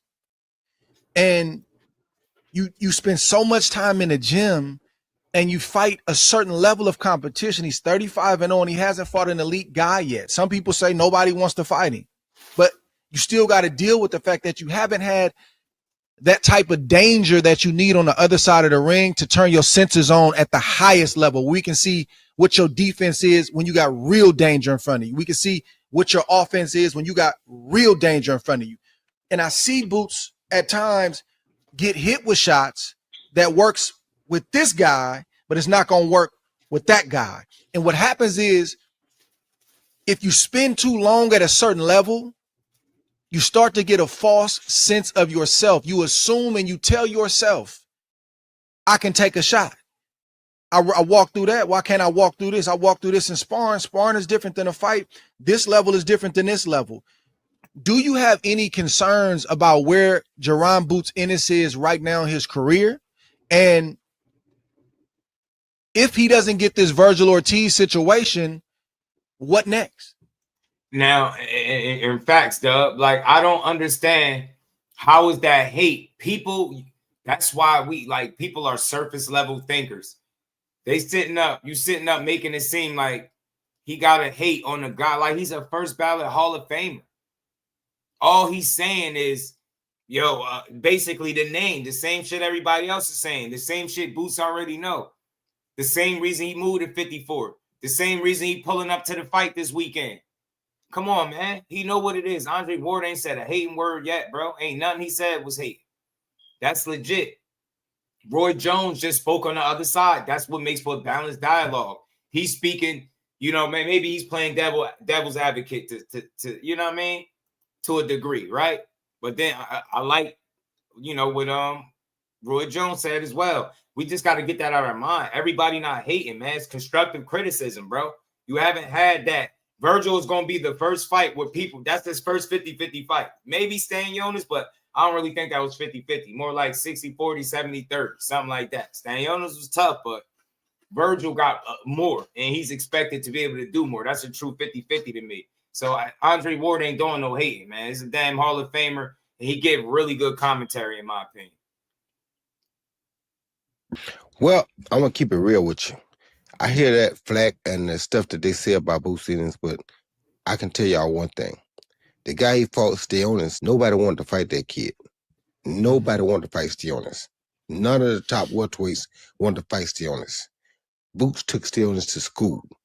Boots is the kind of fighter that will fight to the caliber of his competition. You bring him something real, you're going to see real Boots. You bring him something fake, you might see some other kind of Boots. You understand me? But Boots is a guy who has all the necessary tools to do anything to anybody. When I seen what he did to Steonis, that kind of let me know right then that he was everything I thought he was and some. Because Steonis is a guy, like I can promise you, that the whole welterweight division was trying to avoid. Now, he didn't try to be quite as good as I thought he was going to be, but still, everybody was avoiding him because of his punching power. Boots took him to school.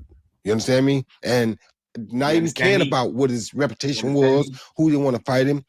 Boots straight out took him to school. So he showed me that when the competition or when the call is here, he can get here. You understand me? So Marcus, what's good, homie? Officers who actually fought and know the sport have input on the fight is called hate by people who don't know how to think for themselves. Hey, Marcus, man, I appreciate that comment. Think about it. These are people that's be in the know more than we would be, right? I never liked Andre Ward, boxing opinion, or the way he fought. He's hating. Like, he ain't hating, bro. He ain't hating. That's real shit. Boots know what they expect at 54. He know the challenges are up there. Because let's say he does make the fight with Brian Norman at 47. Who's the next big fight for real? Y'all keep saying y'all want him in these big fights. He moved in the fucking division where the big fights could be made at. Now we got to sit back and just see how it all unfolds. See if Eddie Hearn could do his job. See if Boots stand on business. See if they able to coerce or convince or work deals to get these other guys in the ring. Yes.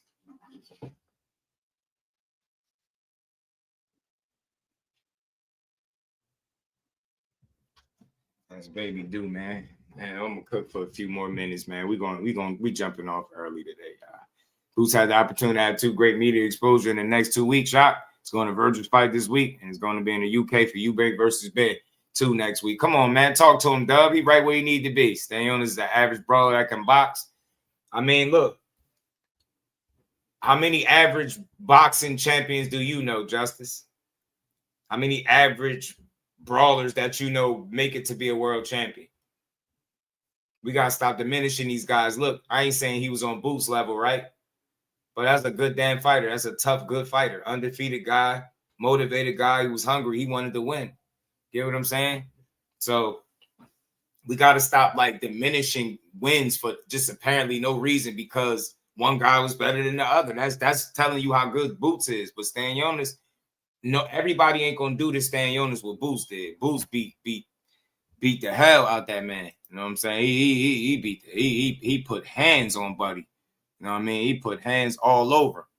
So I don't know, man. Look, got a good opportunity. I think him pulling up to the Vergil fight is the next best move. I think people need to just chill. He had the Lima fight. Y'all's over. What we gonna keep being mad about the same thing?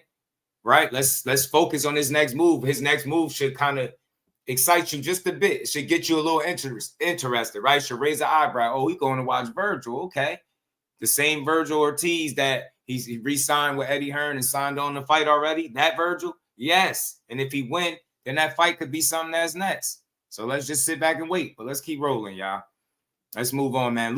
DiBella had jumped on Ariel Helwani's show the other day, y'all. He jumped on Ariel Helwani and you know, he spoke about the big fight that nobody wanted, right? That they said nobody wanted, and he said some very interesting things. He spoke about the real reason, so to speak, that this fight was canceled. So we're gonna talk about this for a second. We're gonna play a little bit of this, and we're gonna get to it.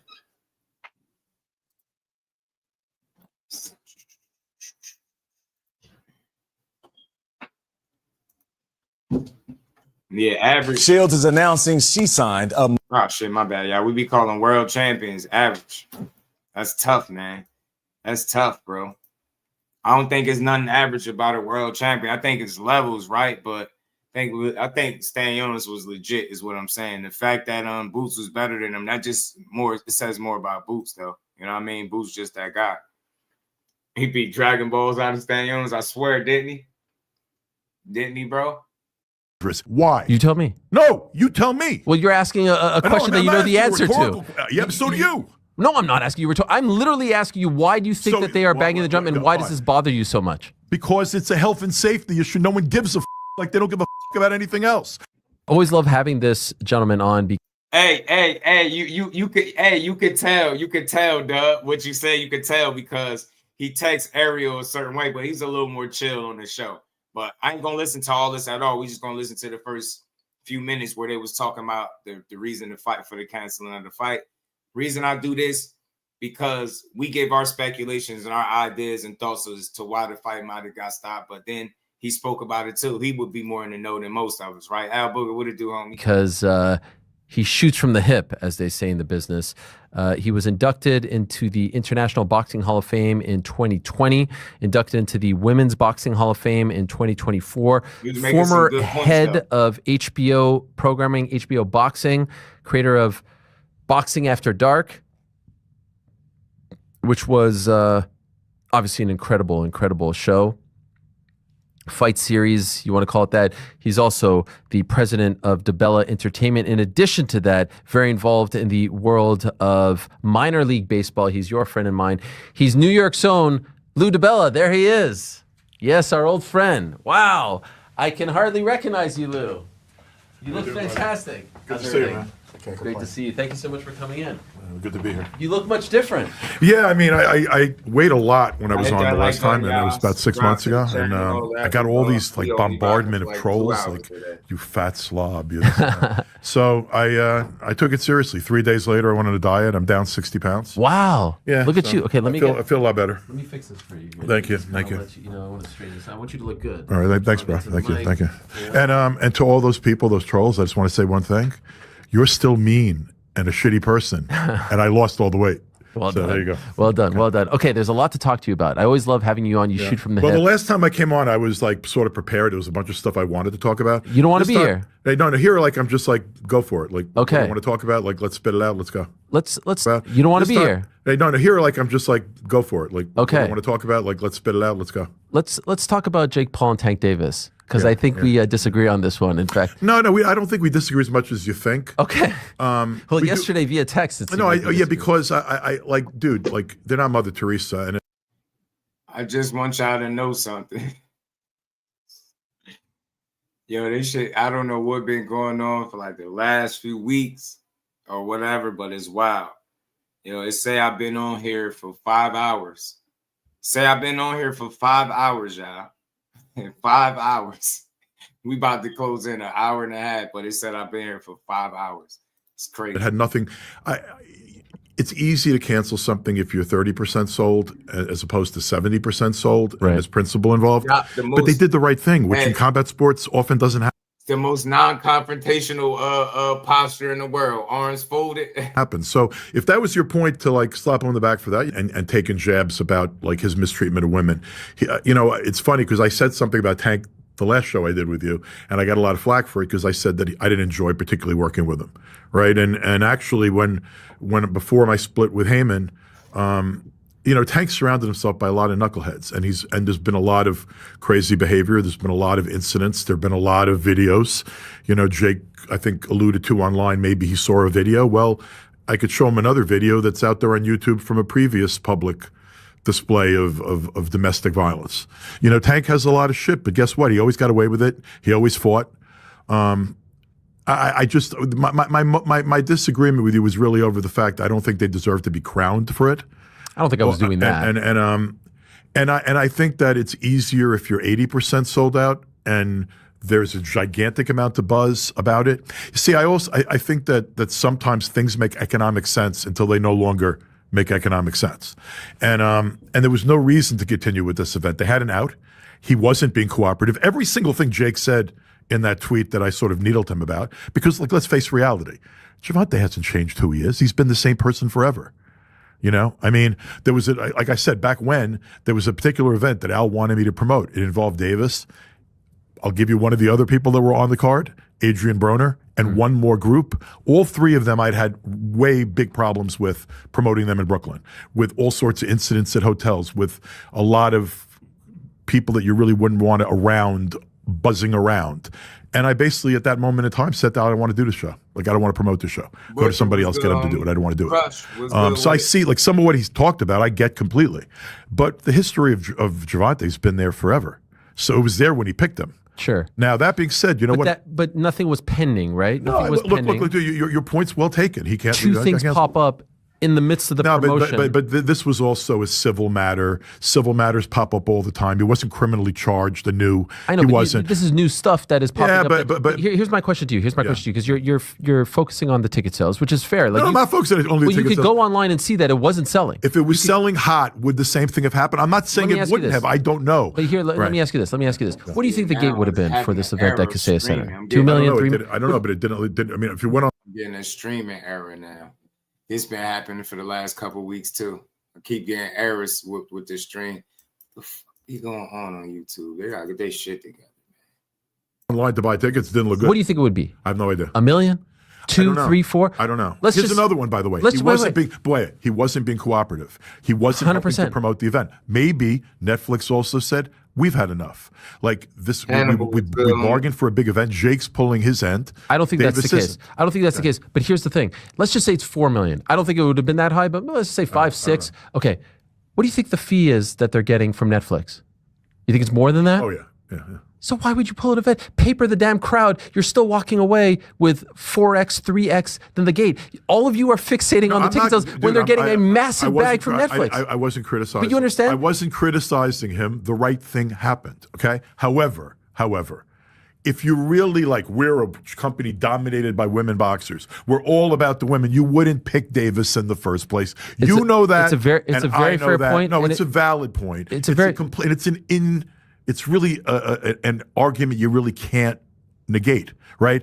If there was a real concern about, and by the way, not for nothing, I love Mike. I love the guy, the person Mike Tyson is now compared to who he was. But if that was your complete focus, either you might not have chosen Mike either, right? So, it's not about anything else. It's very hard to play like. Nah, Lou speaking. He's speaking some facts. He's speaking some facts right here. If it was all about what you made it about in that post, and it was about women you wouldn't have picked him in the first place. And no disrespect to Mike, you picked him as well. So he basically, what they disagreed about was he felt like Ariel was basically champion Jake and MVP for stopping the fight. But Lou DiBella, like, bro, we shouldn't crown him for stopping the fight because it wasn't all about what they're trying to make it about. He said it's easy to cancel a fight that's, only 30% sold versus 70% sold. You get what I'm saying? So, and then you get this civil suit situation on top of the fact that tickets ain't doing so well. Y'all moved it from Atlanta, where I think people was digging it at, to Miami, where people was complaining about the location. You get what I'm saying? It just probably made more sense not to proceed with the fight than it did to continue it. Smart move by all parties involved. Tank gonna be all right. Like the moral high ground. There is no moral high ground. It's fucking boxing. Exactly. So no fucking moral high ground. And he know he got a pass, so he can't jump down. He can't jump down Tank throat too far because he got things and allegations out there about him in the past. So I ain't saying that he guilty now, like he done it now, but he should be able to relate to a degree as to what Tank Davis is going through, because he has some shit out there about him that was wild shit. It was even wilder than that. Like, I think they say it ain't too many things worse than DV, bro. But the shit they was saying Jake did was wild. You'll be. I ain't mad at him. I wasn't really going after. I never went after him on this. But the point I was more making is, like, don't like sanctify him for it. I wasn't sanctifying. I was just saying I think you all are. See, he think he was giving him too much praise or credit for it. And look, I just said it was a smart move. I would salute him if he had anything to do with it and all parties involved, because I think it was the smarter move to make. But I don't want to be over the edge and like praise the man for it. But it's a good look, being that you said you champion women to a degree that now you got this going on. You you put your message before your dollar, right? And I respect that. I respect that. Yeah, cause hey, the butcher, bro. Hey, bro, let me be real with you real quick, fam. Let me be real with you, butcher. Hey, bro, it's some people, right, that I know for a fact, that I know personally. I won't say no names and nothing crazy like that. It's some people that I know personally that's criticizing that man that got situations of their own, bro. I'll never throw nobody's name under the bus, but you get what I'm saying? Sucker shit. I'm not piling up. I can hold you accountable in the video if I'm going to speak on it, but I'm not about to trash you. You get what I'm saying? It's a way you do shit, and people just, like you said, they use it to condemn them. Don't do that. Some of these people talking, I'm telling you, bro, they opened their closet. My goodness, the graveyard of skeletons that will fall out of people's closet. That's why I'm very, very, how can I say, particular how I approach these topics and talk about them, right? We all have done shit. Now, I ain't saying that, but everybody has something that they've done that they don't want people knowing, that they wouldn't feel they best if everybody knew about them. I don't care what that is. I'm not saying it's domestic violence, but it's everybody has something that, moments in their life where they wasn't the proudest of. That's why when I hear somebody go through some real life shit, and just because they're an athlete, that don't mean they can't go through real life shit. They still regular people. You get me? So I make sure I didn't speak on it in a certain way. You get what I'm saying? Jake fight old wives from champs. Jake fight, take the Canelo fight. Nah, ABZ. It was Canelo that didn't take the fight. ABZ, it wasn't Jake. Let me point something out to y'all. Jake, they said they wouldn't sanction an Anthony Joshua bout. They said Jake and Canelo really was going to fight. They said Canelo kind of changed his mind toward the last minute, and he went and did the deal with Turkey Al-Sheikh and Crawford, right? That's why Jake came out and said, Canelo, you a straight bitch. And something, he was calling him out his name because he really thought he was going to get that fight. They said Jake was really willing to fight Canelo and Anthony Joshua, but they wouldn't sanction the Joshua fight, I think they said, from what I understood. And Canelo changed his mind. Yeah, we got it. Know what I mean? Yeah, you can hold him accountable, but you ain't got to condemn him. And look, you ain't got to feel sorry for him either. He says you need help, you need help. You get me? Y'all feel me? Like, we not doing that. I'm a real one. I hear a situation, I go to like, what if I was in that situation? I would want some type of grace. I wouldn't want people online going crazy on me neither. So I give Tank the same respect I would want somebody to give to me if I was in any kind of situation where I'm being publicly scrutinized, criticized for a decision I made. You know what I'm saying? So it is what it is. I'm just different. But let's play the rest of this, and we're going to get this off and keep it moving. To the next one, because I don't think we're in a different place on this. But you understand what I'm trying to say? The fee for Netflix is way bigger than if they would have papered that entire crowd. Here's the reality. So they're losing out on that. I may think of Jake and Nikisa, what they are trying to do for women, no one else is doing right now, and I got no problem with them. And honestly, like, I actually hope they get a benefactor, a platform, a streaming service, someone that sees the vision I once saw for women that didn't come to fruition and the vision they apparently see for it. I'm actually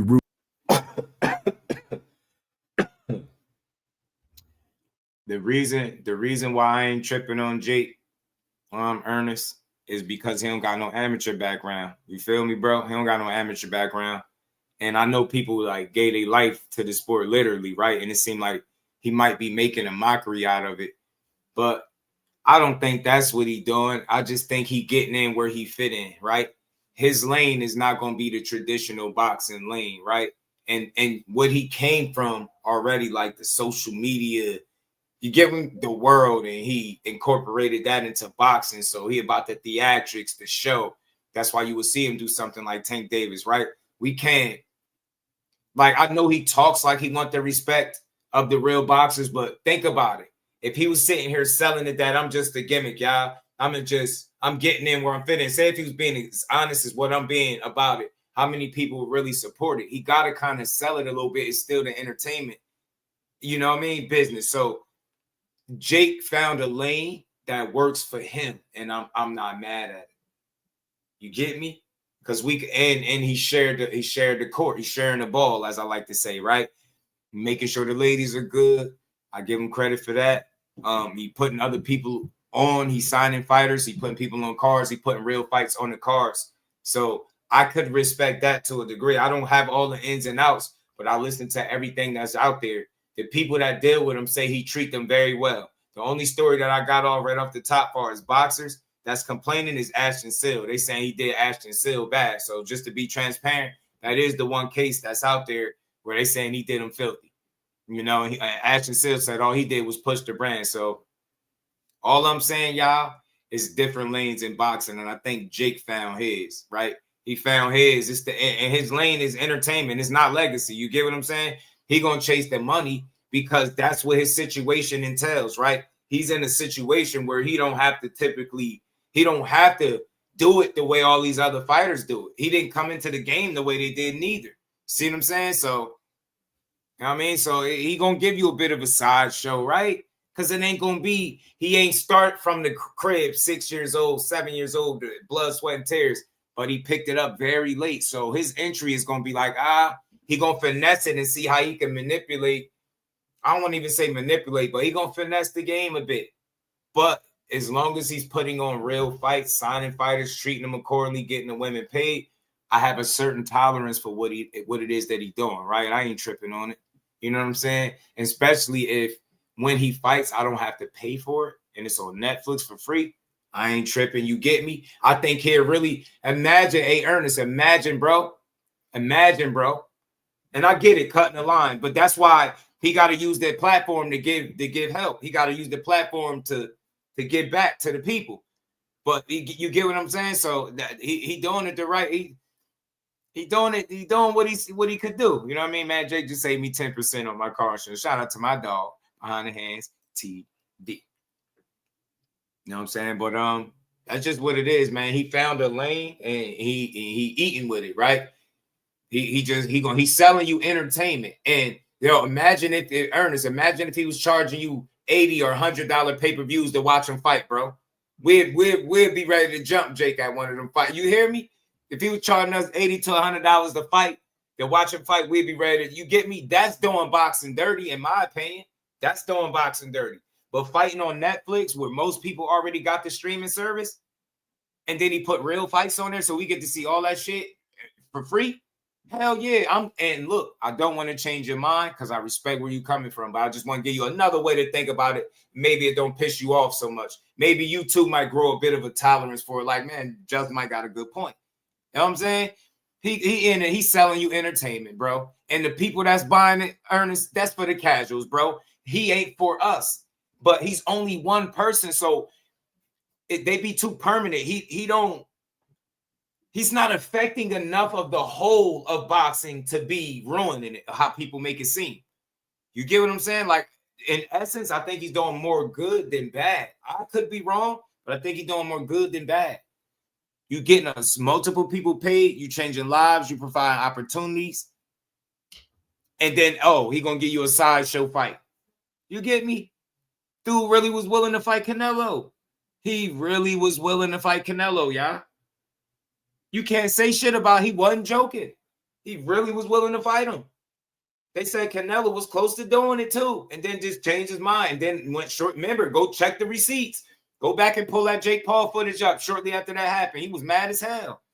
He was mad as hell. He was like, bro, Canelo, you're this and that, and all you do is love money, and you ain't loyal to nobody. And then, remember, he was going off. That's why he went off. I thought he was just talking, but I ended up speaking to some folk, and they was like, nah, that shit was real. Canelo was really considering taking that fight, and then he U-turned over to Crawford. But let's keep going. Double tap that screen, hit that like button, support the build. We're going to keep going. Rooting for them to succeed in that area because right now there's not a whole lot else going on for women in boxing. Correct me if I'm wrong. It seems like you don't love this WBC, 3-round stuff, the Chantel Cameron. But dude, it's empirically crazy. Why? Why? I mean, yes. Just go research neurology of it. Go research head injury. Yeah, it's all for women. Stop. If you think there's any civil rights issue, Ariel? Because if you are, I think you're showing somebody. What does that mean? What, 3? Well, women should fight. No. But you seem to have a big issue with it. Yeah, because, why do you have such the Chantel Cameron situation? My brother died related to a head injury. I know more about neurology and head injury probably than you do. Wait a minute, finish. Women can cuss differently than men. Young women get hurt differently than men. Now, for the first time, you're seeing that women are beginning to show signs of the same damage men got because they're having long careers in combat sports. Okay. Right? Why do you want to make something inherently more dangerous? You think there's a single fucking platform, TV network, or streaming service says, I want longer women fights? So they don't what want do you to pay think for their women play fights is? in the first What do you place. think their reason is? Their motive Because is? it's bullshit. It's just But like, why I don't know, do it's this? banging a drum on some civil rights issue that doesn't exist. Is that really what it is? In What your is opinion? it? You tell me what it is. I don't know. I really don't know. Come on, bro. What? He'll come up with his bad show, man. Like, What good do they get about taking the belt away from Amanda Serrano? 3 minutes of women is going to make it more exciting. Don't you get the fact there's way more activity in 2-minute rounds?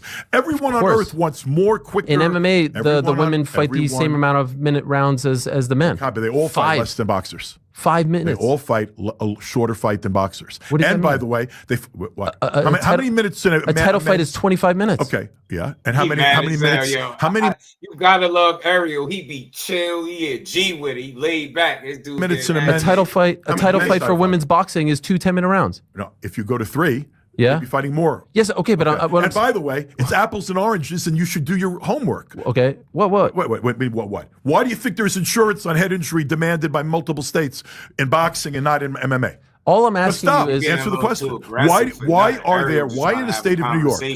He treating it like he's trying to debate with him, and he really just that I could talk to a dude like Ariel any day of the week. Those my type of guy that just want to understand and want to have a good conversation around the shit that they speaking on, and that's it. This dude been a little combative for no reason. Shout out to If Luba. you do a boxing match, you have to insure against head injury. There's no such requirement in MMA. Why? You tell me. No, you tell me. Well, you're asking a question that you know the answer to. Yeah, so do you. No, I'm not asking you. I'm literally asking you, why do you think that they are banging the drum, and why does this bother you so much? Because it's a health and safety issue. No one gives a fuck like they don't give a fuck about anything else. Okay. Why make a sport more unsafe? The women aren't going to get paid anymore. You're not making the product better. It's bullshit. It's smoke and mirrors. The same way sanctifying them for bringing down a Davis fight is smoke and mirrors. So what do you think their actual play is here? I don't give a fuck what their play is. You're commenting on it, so I'm curious. I'm commenting on it because you're taking a sport that's already inherently unsafe. The women's product's always been 2 minutes. You see anyone, do you ever see fucking any tennis player, female tennis player screaming equal rights? I want to play more sets? So you say, Yo, he ain't said shit about equal rights. It's like, I hate people that do this shit. You making an argument about shit that he ain't even saying. That's why he like, bro, what are you talking about? He trying to understand. He just What do you mean, yeah? No, I saw you say that. No, but there's no health ramification of that, and there's still not. The man is talking about 3-minute rounds for women. He just want to know why is he so passionate about why he don't like it. Ariel is not opposed to it. He is, but dude, speak your piece without being all extra. I ain't with that. Don't talk to me like that for the rest of my life.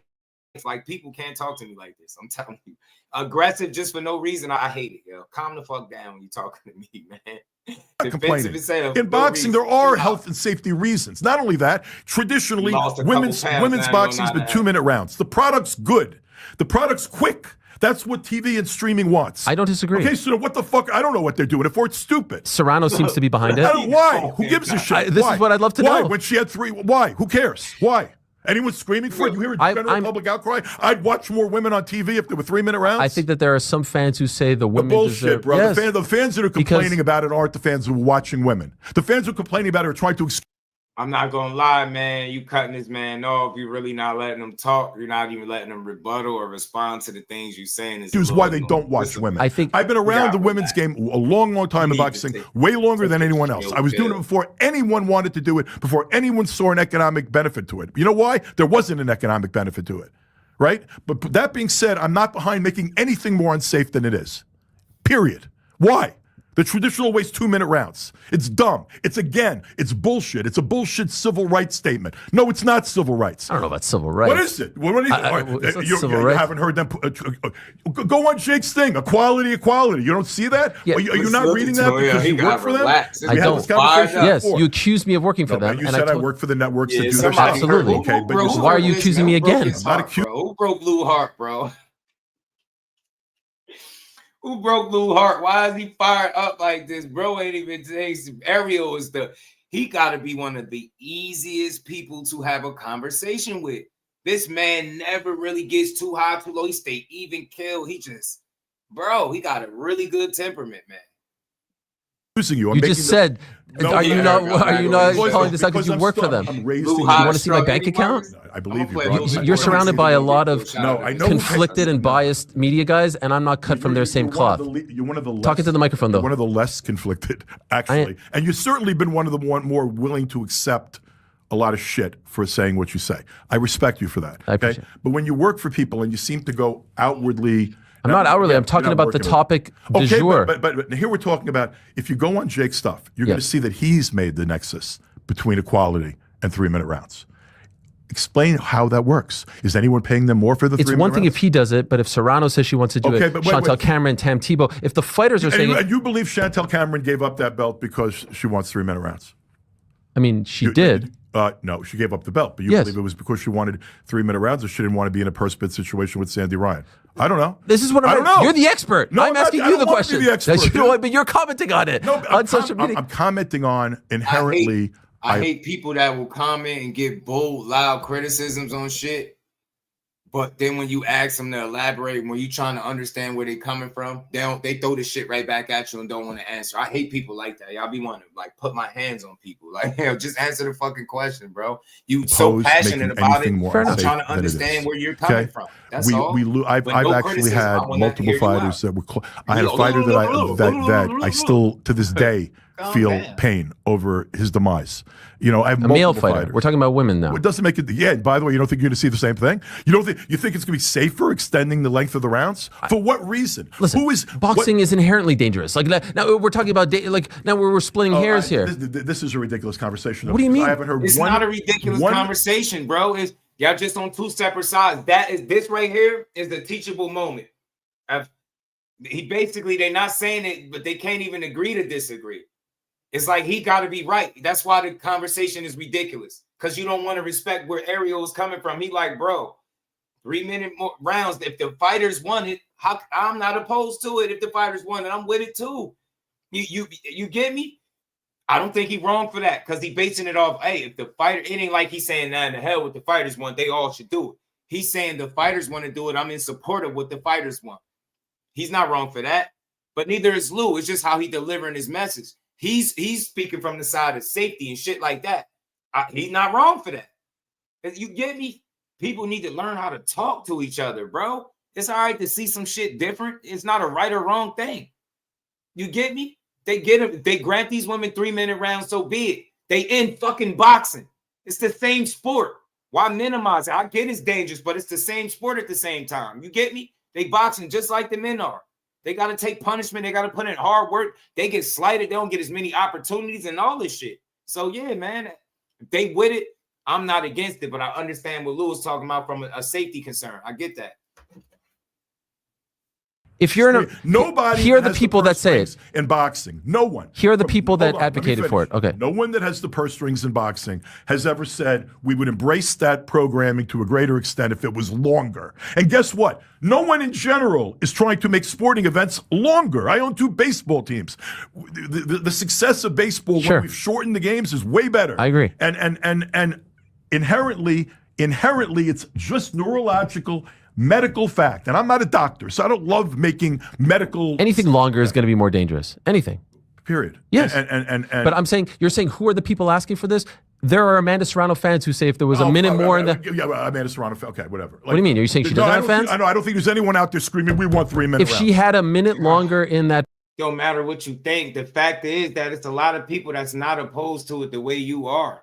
First round against Katie, she wins the fight. I believe all you have is more boring fights. Most of the she women wins that fight. They have a greater tolerance. There's longer for pain. time to work with. They give birth to things the size of a bowling ball. Yes. Okay. They have a greater tolerance for pain. They have bigger balls than most of the men in the ring. And, right? And they can't go a minute longer. They tend to be braver and they put married, themselves. Anybody know his wife cheated on him? Something happened. Ain't no way. And inherently, because of physiological difference. He start talking about childbirth. Yeah, bro. He got to go. Pack him up. It's good. It's good. Shout out to you, Lou. Appreciate the conversation. Man, start talking about childbirth. Ariel been trying to have a conversation since the man came up there. Lou arguing his ass off. Yeah, man, and women do not like him, bro. Mr. Miles, what's good, family? How you feeling? Salute, fam. Yeah, I mean, that was a highly contested interview. I totally understand where Lou's coming from, but sometimes the way you articulate, can get in the way of the message. I swear I get it, because I'm actually with it. I'm not Yeah. against that message at all. He's You get, because articulating it the wrong we're way. talking about fighter safety. Who the hell could be against that? Yeah. He's just not going about articulating it the right way. And we want to hear back and forth dialogue. Healthy are okay. And, that cutting off and back and forth and can't get 2 words out. Yeah, I'm not for that, bro. That's a function. Right. It tear Lou up. He said some interesting things in regards to like the fight. 30% sold versus 70% unsold. I think it made sense to cancel it. We got to keep rehashing why, but right. Shout out to Tank. His team put out a statement saying, basically, we all make mistakes. That's a clear indication that some wrongdoing at the bare minimum was done, right, on the behalf of Tank Davis. So that's just the issue we're gonna have to deal with. And like I've said, since I've spoken on it, I ain't got to shit on that man to make that point. He going through it. He got to deal with it, and I hope he get this situation squared away. Listen, this is what I hope he able to get, and we can move past that. This is the last one thing I'm gonna play. Dank, what's good with it in regards to this Tank shit? Yeah, I'm just saying, the man said he didn't want the spotlight. He said, talk about an island with his money, get away. This situation might be a blessing in disguise. It might be a reason for him to go do that a bit sooner than he anticipated, possibly. Or he might stick around a little bit longer. I don't know. It's early, but we'll see. But that's what I wouldn't mind for him. Yeah, make your money, go on the island, go away, make yourself a better man. Because I'd rather see you be able to make yourself a better man than a struggling boxer because you getting yourself in trouble because you emotionally unintelligent at times and can't control your temper. So, yeah, and if you don't mind, I'll close those loose ends by saying this because I know you want to move past this. Right. He don't fight for legacy, bro. He fight for money, and you know what? Once I heard him say that a while back, I'm okay with that, bro. The sport of boxing is crooked. It's one of the most crooked sports on planet Earth, and so he's a boxer. He understands the business of boxing. And so I understood what he was doing with Jake Paul with the money thing. And so I'll just say this, bro, and I'm done with it. He probably needs one more big payday just to kind of go out on his horse. And I think that's what he's looking for. And so once he gets that, which I think he'll get at some point moving forward, don't know when, but I think he has one big payday left in him, whatever fight that is. And and so listen, I respect that he's open and he's transparent. I want to get this money. I don't want to last in the sport. I want to listen. I'm from the ghetto. I ain't have shit. Now I got some shit, bro. Leave me the hell alone. And I'm okay with that. Right. Yeah, me too. And I'm with you, Dank. Right. Just go get right, man. The hell with our entertainment. Yeah. What it do, homie? Cut was good with it. I want to make himself a better man. Yeah. After Shakur best him, you stupid. Now I hope and pray. That they still finding ways to be mad at court. I swear. I just boxing is a weird space. So it's too many narratives. It is, people, bro. Every day somebody like the new shit is stealing fights. I didn't know fighters can steal fights from each other. Right. That shit is weird. It's I don't want to see Tank play out publicly. His bread good, check out. Get that bread and slide out and say the hell with them people. Know what I'm saying? Because you're gonna try to make a mockery out of it, drag it. I see how people dragging it. I know the difference between holding somebody accountable and dragging it. And people clearly took this as an opportunity to do exactly that. But we got more integrity than that, and we don't like to kick nobody when we down. He got to make better decisions for sure, smarten up, and we hope the best for that situation. Shout out to him. Tell you what to do. But that's that, man. It's and I also feel like Roach might be getting the last laugh. He did an interview with Fight Ron Goodall. He was talking about the situation at hand, and like he was like, "What a damn time!" Like basically everybody's saying the same thing. That's an epic fumble. You know what I'm saying? That's a lot of money blown, but it's always a blessing, and it's a silver lining to a lot of shit. Something bad happened, it's always something good you could pull out. Right. Time's everything, bro. I heard, and I'm gonna say I heard this from multiple sources. I can't confirm it to be 100% fact, but I know people keep saying Jake Paul wasn't in shape. I know Coach Kenny was talking about it. I know Coach Kenny was saying something about his weight, but I also heard from a few different sources that Tank wasn't really training. And then they said he wasn't doing none of the promotional stuff and none of that stuff. He wasn't being part of the event that they were selling. Right. Hey, bro, who's to say that Roach don't get past Pitbull, and then and then you can build up the rematch after that, and then it's a payday. So, like you said, bro, things happen for a reason. Timing's everything. Don't get is best for you, and so maybe this is just a sign from a higher up, or God saying, hey, this is not. It'll be a blessing in disguise. This is because you think about it. Yeah. He was light, and I was hearing before that he wasn't living the best. Right. You know what I'm saying? You hearing it from people that's close to him. Like they little leaks. It's just certain shit I don't be wanting to speak on because it don't be boxing related. But I got you. When things start to pull you in different directions and it limits how much you're able to focus on something as dangerous as boxing, it could get sticky. So maybe you didn't need to be in the ring. Correct. You know what I'm saying? Yeah, you and can't. And that's something people don't say. And look, I get it. We wish he took different challenges, but I'm not tripping on that because we see what Floyd seen. Floyd seen the meal ticket. He wasn't thinking about putting them in there with none of them people we argue about. After a certain way of learning the game a certain way, he just followed suit. He continued to do what he been doing. I'm not mad. I ain't tripping, man. They started that shit. If he'd have been brought up and bred to say, hey, yo, we chasing all this shit. We chasing the glory, the legacy. Then he would have fucking did it.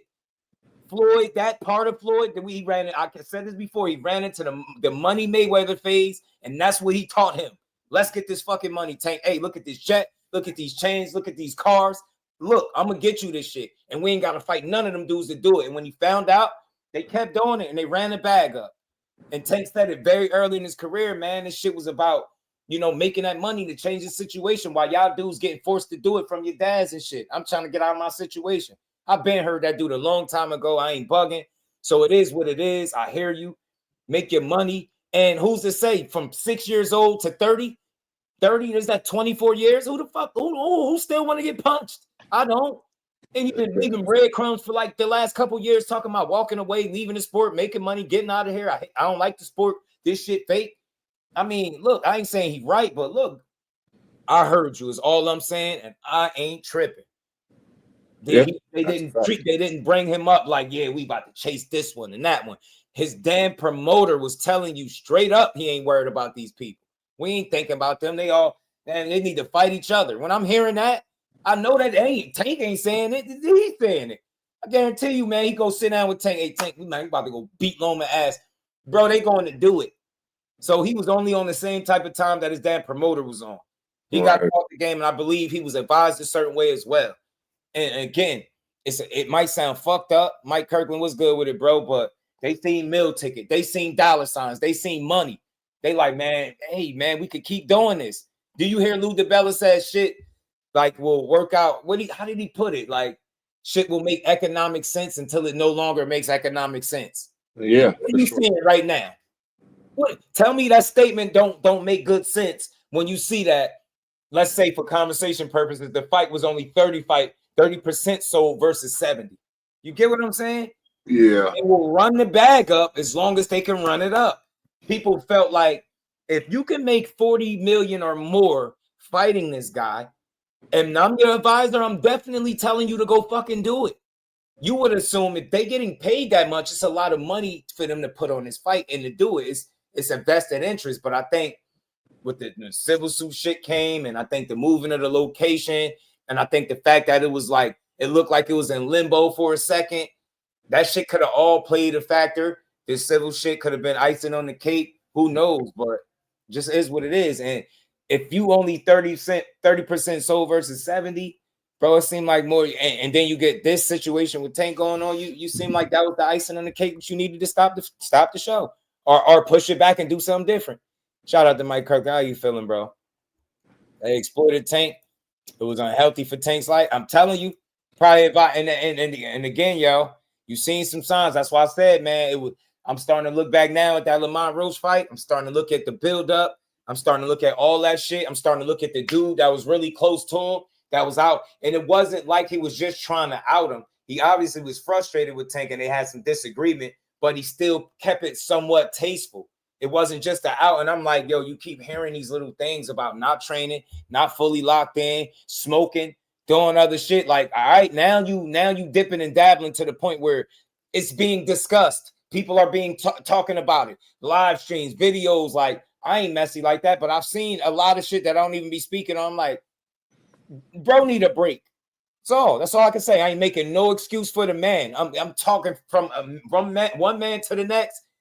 All the shit that he probably go through, and some of it, yeah, it could be self-inflicted. So I'm not saying feel sorry for him, but get a man some grace. Understand, don't pile on. Like, look, ain't none of us perfect. And like I said, man, if people got the cameras and lights shined on their lives, and so you got the knocking on people's doors and pulling open closets and shit, it'd be all types of bodies and skeletons falling up out of them joints. You know what I'm saying? Not justifying shit he did, but I'm tired of people acting like, yeah, hey, man, when you got a problem, you got a problem. When shit ain't right, it ain't right. And when you making rash decisions like that, less than 2 weeks or so before one of the biggest opportunities that you ever gonna get, you clearly ain't operating in the right state of mind. I don't care what nobody say. Man, if you making excuses, I'm not. It's shit real. You ain't good. You lashing out. He been telling us he don't respond well with situations. I've talked to people that know him personally that said, bro, that dude got an attitude problem. Just he don't be right. He be snapping. And it's let me say this without saying too much. It's certain shit that don't make it to the internet. How about that? So that's all I'm saying. When you out there spazzing and reacting like that, you need the last thing you need, get your ass out of boxing. Go take a break. Go sit down. Go sit it down. Get your mind in order. Man, matter of fact, retire. And I don't mean that in a shitty way. Retire and go do what you need to do. And I understand completely why you was trying to make this money on the way out, because you ain't good. People been saying it for a while, man. Claressa Shields said it in one of her videos, and they shitted on her. Grown-ass men talking crazy about her because she said he need help. He got some mental problems. You could tell. Then it's like you see him do something, and he all good. Nah, that's not a good decision, bro. Just the report alone, I ain't saying he did nothing. But if that's any truth to that, nobody in their right mind is doing that shit. That's not even the reasonable thing. As big as he is, bro, the whole world gonna be talking about it. So all I'm saying, man, this shit bigger than boxing. And this might be a prime example of that. They seen a way to continue to make money off that dude. They probably knew it probably wasn't in his best interest to take any other fight after Lamont Roach, and they still pushed him to it. Probably still advised him, just like Tim Bradley said, man, because what? He stood to make how much money, and the more money he make, I'm pretty sure the more money the people around him gonna make. Behind the hands, what's good with it, bro?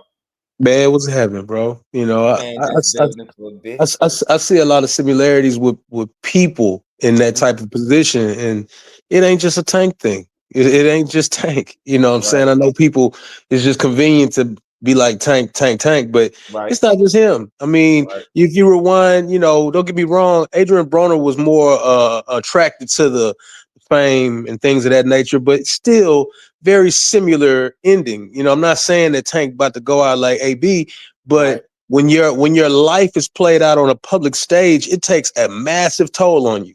It takes more of a toll on you than what the consumer thinks. The consumer thinks, you know, you're just a machine, that you're acclimated to this and you're just supposed to be treated like this. But in actuality, it's a person seeing themselves plastered everywhere and every little move and every little thing.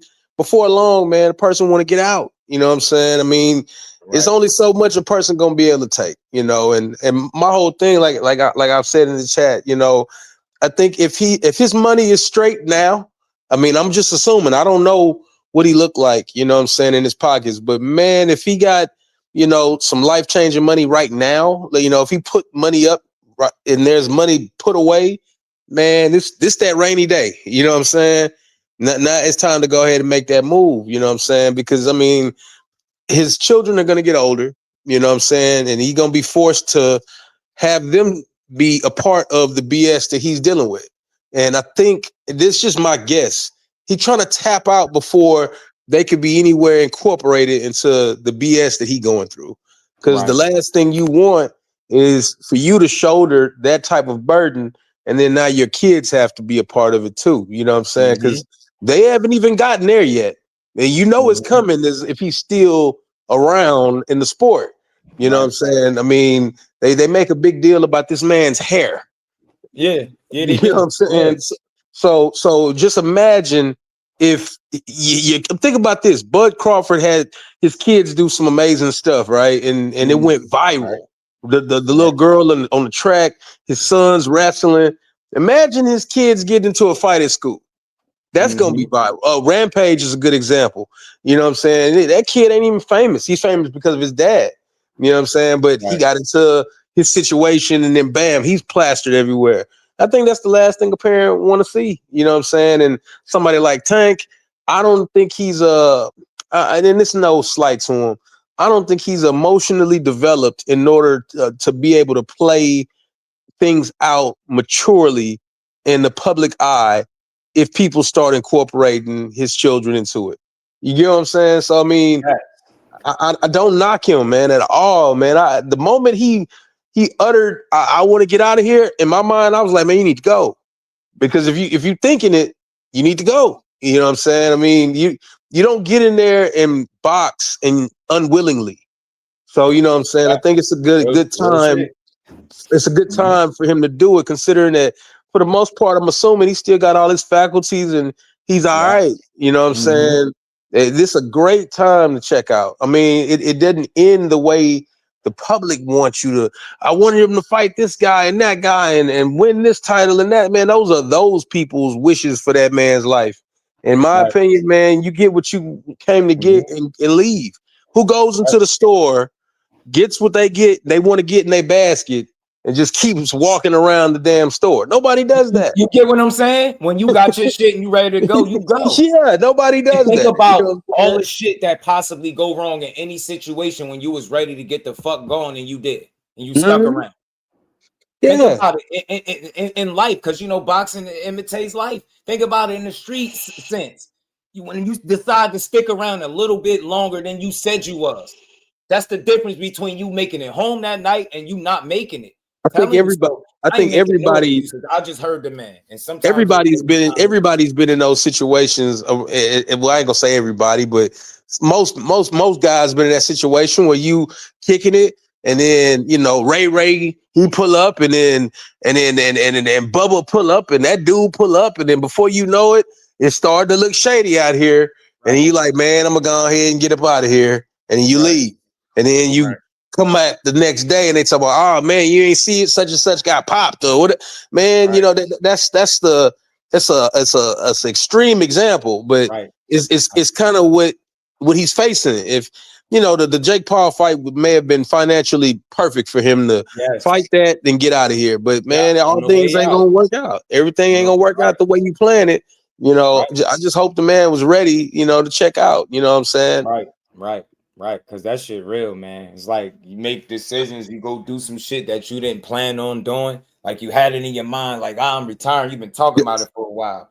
The whole Lamont Roach fight. I had a small moment where I had a decision to make, and I did something that I know for 1,000,000% fact that I wasn't planning on doing. It wasn't like I was doing something wrong, but I wasn't planning on doing it. The difference between me sticking with what I was doing versus what I did was the difference between me getting shot and not getting shot. That was the difference. So, you know, in boxing terms, you ready to go, you trying to make a decision. Your decision sound like you ready. You got a foot firmly outside of boxing and into retirement.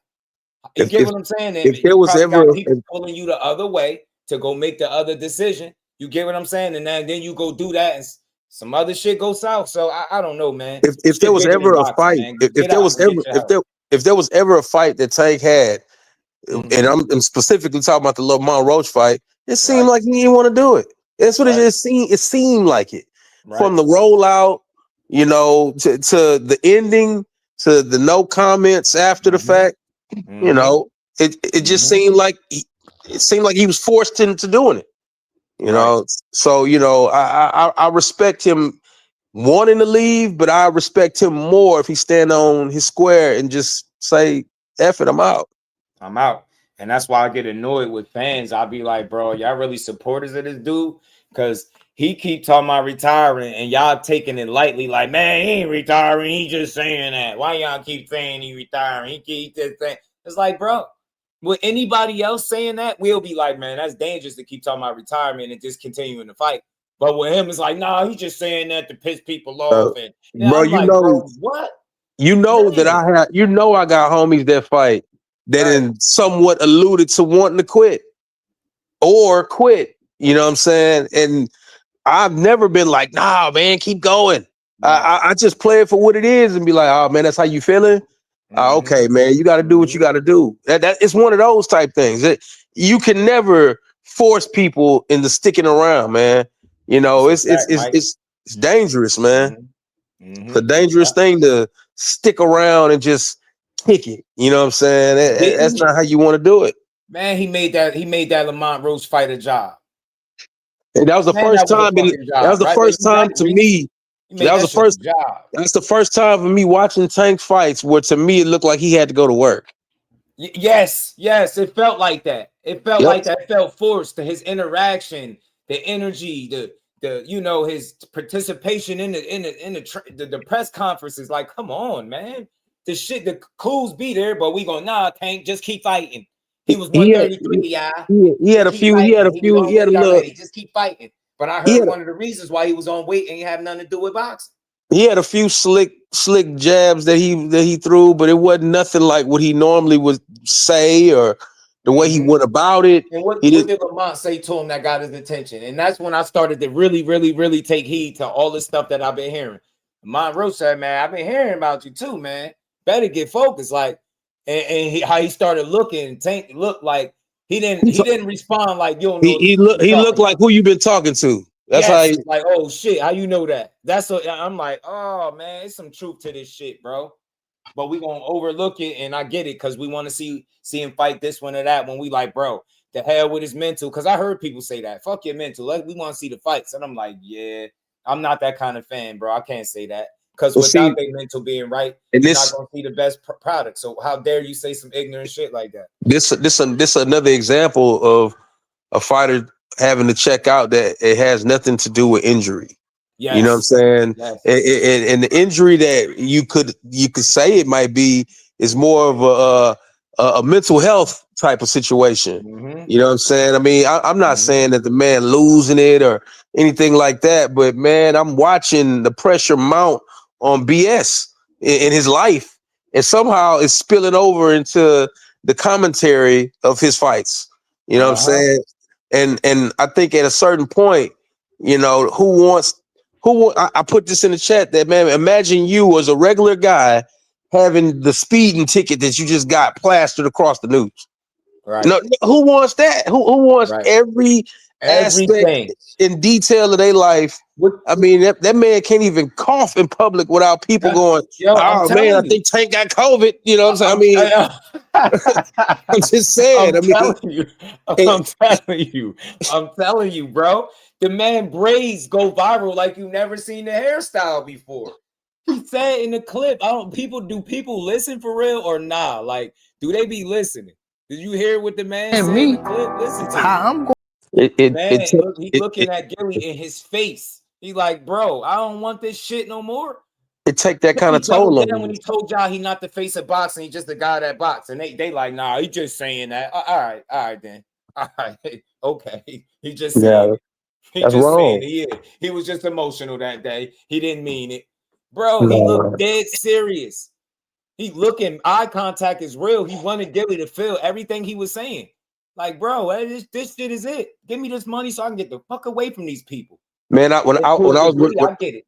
I was with Teray, Ray Diesel, and I'm applauding him for his movement and his growth in the sport. And we just talking off camera, we just kicking it. And one thing that he kept alluding to is, man, I need to see my kid. You know what I'm saying? I'm like, oh man, you know, I'm looking at it like, you know, well, where's your kid? You know, he's like, man, all the way in Jersey. And I'm like, and he out here doing camps and he working with fighters and doing this and doing that. But you know, we overlook these people's personal life, man. Ray Ford told me he got kids in different states, and to balance that is crazy. You know what I'm saying? And, you know, if people don't look at these people like regular individuals. You know, it's always this machine. Like, nah, you gotta give me what I want on Saturday night. You know, what I mean, that's wrong. Shit, crazy, man. Yeah, man. I just don't. I used to see it years ago, like a regular consumer. You know, as if though, you know, man, they that's my Saturday night entertainment, man. Y'all better be there with them gloves, you know, and then talking to them and You can't get a title away, right? You know, talking to these fighters, man. I mean, imagine that. Since you said that, you know what I'm saying, can't get it. Imagine this when Devin vacated and that man told the WBA, I don't want to be the super champion. They made him that anyway. Just imagine that. You know what I'm saying? He told them back then. Funny?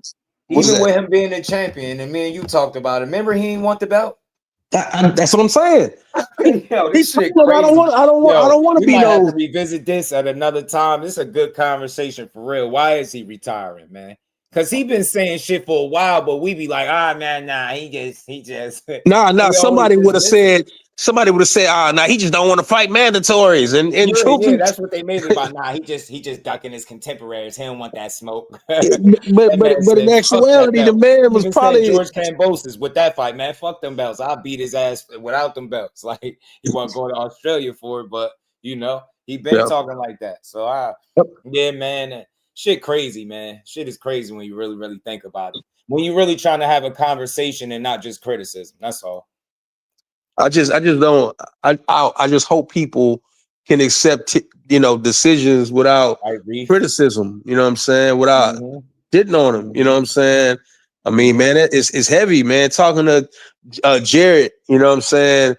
Big Anderson and man, his situation was so not what I thought that I was a part of the peanut gallery talking about, man, he went out there and got knocked out.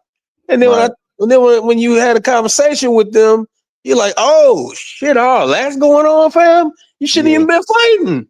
Yeah. You know what I'm saying? Right. You know what I'm saying? What you mean you got this and that going on? I ain't gonna put nothing out in case anybody want me to say what it is, but you know, when you find out what it is, and he like, man, I just need to get some bread to fix it. And I'm like, man, bro, you ain't even had no business in there, bro. Right. You know what I'm saying? You know, but people think that all these guys are making all this money, but it just don't happen like that. You know what I'm saying? Right. You know, I just hate to see that we even want to understand them as people no more, man. Or for some people, they never have, but we don't want to just see them as people, bro. We just want to see them as toys you just pull out on Saturday night. You know what I'm saying? I mean, it's deeper than that. I remember that what you talking about, Mike, with Dion throwing the water. I know what you're talking about. But yeah, man, shit deeper than boxing. And I think that's what I might title live, shit deeper than boxing, bro. But people are like, they don't like to have conversations. So everything they hear outside of he ducking and he's scared, it's an excuse and you making shit up for him. But nah, man, I just think that shit been there all the time. And look, I can get a bit deeper, bro. I don't know his mental per se, but I'm just saying the mental lapses that he's shown within boxing. The stories that I heard that people don't want to talk about because it make them uncomfortable. Well, it's boxing and it's real and it's out there. And now, look, what Lou DiBella said, he surrounded himself with knuckleheads, man. It's hard for him to change and I guess make the necessary changes he need to make to be the man that he truly needs to be. Man, but when you get to that type of position, when everybody around you is a vulture and those quote unquote knuckleheads been around you and they've been A1 true since back in the day. That's the only thing you know is real. You know what I'm saying? Your relationship with old buddy or your relationship with him. them niggas stupid and they do dumb stuff, but I know they real people. You know what I'm saying? And they ain't after this or that. And you know, Lou would look at them like knuckleheads, but the people who y'all want around them are only trying to pillage him for bread. Period. You know what I'm saying? But I don't think people look at it the right way. Damn, this boy, stemming from an incident at a celebrity boxing event in May 2025. Antonio Brown Said AJ Brown, Antonio. I about to say Oh Antonio. yeah. Remember he fled the country when it happened. You talking about Antonio Brown? Yeah, Okay. yeah. He fled the country when it happened. I was about to say AJ Brown, the Eagles receiver. Damn. Nah. He was supposed to have been arrested, but he checked out. Yeah. You know what I'm saying? Yeah. There's no telling, man. Boxing it's just you never know how much shit it take from you, man. It take a lot from you, man. It really do. Really do. And I mean, when people say sacrifice, I don't think people fully understand what that means. They literally sacrifice themselves and their life just to be in that position. Right. You know what I'm saying? I mean, that's not an easy thing to do. Right. Man, that's a crazy situation. Antonio just shorting his name. Oh yeah. Yeah, I was about to say that threw me crushed. Like, man, I know, man, players mess up, but yeah, man, crazy, man. And like I said, Roach just moving on. He's seeing it. Everybody talking about it. Hey, man, did you hear real quick? You know, on a lighter note, did you hear about the deal with Clarissa? What is it? The $8 million deal, 2 years, $8 million that she signed. Yeah. That's a blessing. That's amazing. And just soon as that come out, now they trying to say she bought the views on her video, on the video about Layla. I don't think she be that concerned or consumed with it to even. I mean, both y'all buying views, bro. 6-minute video. They said she contacted you and tried to see who you be buying, how you buy your views. Right. Telling you, I said, man, I got to level with her because they said that same shit with me. I was like, bro, I'm still looking for the plug. Where they at, man? Where's the plug? Yeah, the view plug. Shit is crazy, bro. Shit is she doing too much in life to be worried about paying for views. Mm-hmm. You know, how come we can't just say an attractive, successful black woman can draw that kind of people to watch? How come we can't just say that? Right. I might do it because I really like pro boxing. I like that card and I like that fight for Tiger.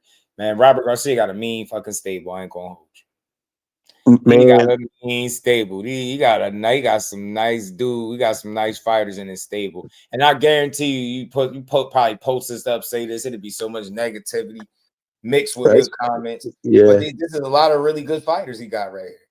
Like, and let me see. Is there any of these guys that I haven't seen fight and win? No, I've seen them all. Every last one of them. Vergil undefeated, Mortai still banned, beating ass. Oscar Duarte is a dog. He fight hard as hell. I like Ryo. But the degree of difficulty to have 10 fighters successfully fighting in your stable is crazy. They got to give them. That's crazy. Yeah, I call it if y'all provide me something to eat. Hey, good people. What's she talking about? Share that. What's up, baby girl? How you feeling? Say, where's Chop Chop? That boy be cooking. That's what Chop Chop be doing. Chop Chop. Yeah, that's my dog, man. Shout out to Chop, man. That's my dog. What you said about Shields before, just ain't asking you to date her, right? Like these mofos, man. Like I'm just sick of seeing men call her out for on the behalf of a fighter. Like, bro, is that your man or something? Like, you, bro, I'm not. No Clarissa Shields slander is ever coming from this platform. Never in life, bro. They be bugging. I just don't get it. Like that video, bro. It's like 6 minutes. I'll send it to you. You can check it out when you get a chance if you want to. But they use the dude Punch Drunk to like break down why her views is bald and it don't line up. They broke down the analytics. They went to Social Blade.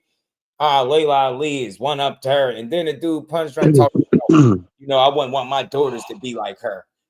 I said, bro, I'm not surprised that his energy is the way it is. Like he be a little tweener, man. Like I don't know with him. I'm telling you, I don't give a damn. I don't know because I be watching on and off, seeing shit and how he comment on certain stuff. We don't give a fuck what you think.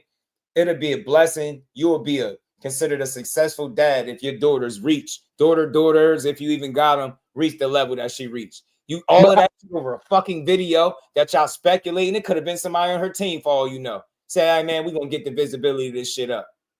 It ain't have to be her. But I challenge you, bro, for all those places that speak negatively about him, find me at least 2 videos of that same channel speaking positively about him.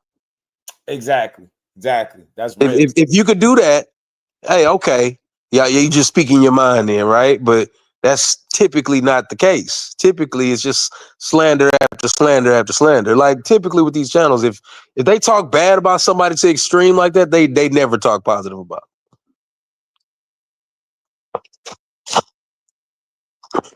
Right, man. I hate that shit, man. Weird energy all over this motherfucker lately. Yo, it's happy. Yo, I'm about to cut out early. I'm definitely annoyed that it said I've been on for more than 5 hours. And I was on about an hour and some change, and it said that. Yo, I don't know what be happening when it do that, but it throws shit all the way off.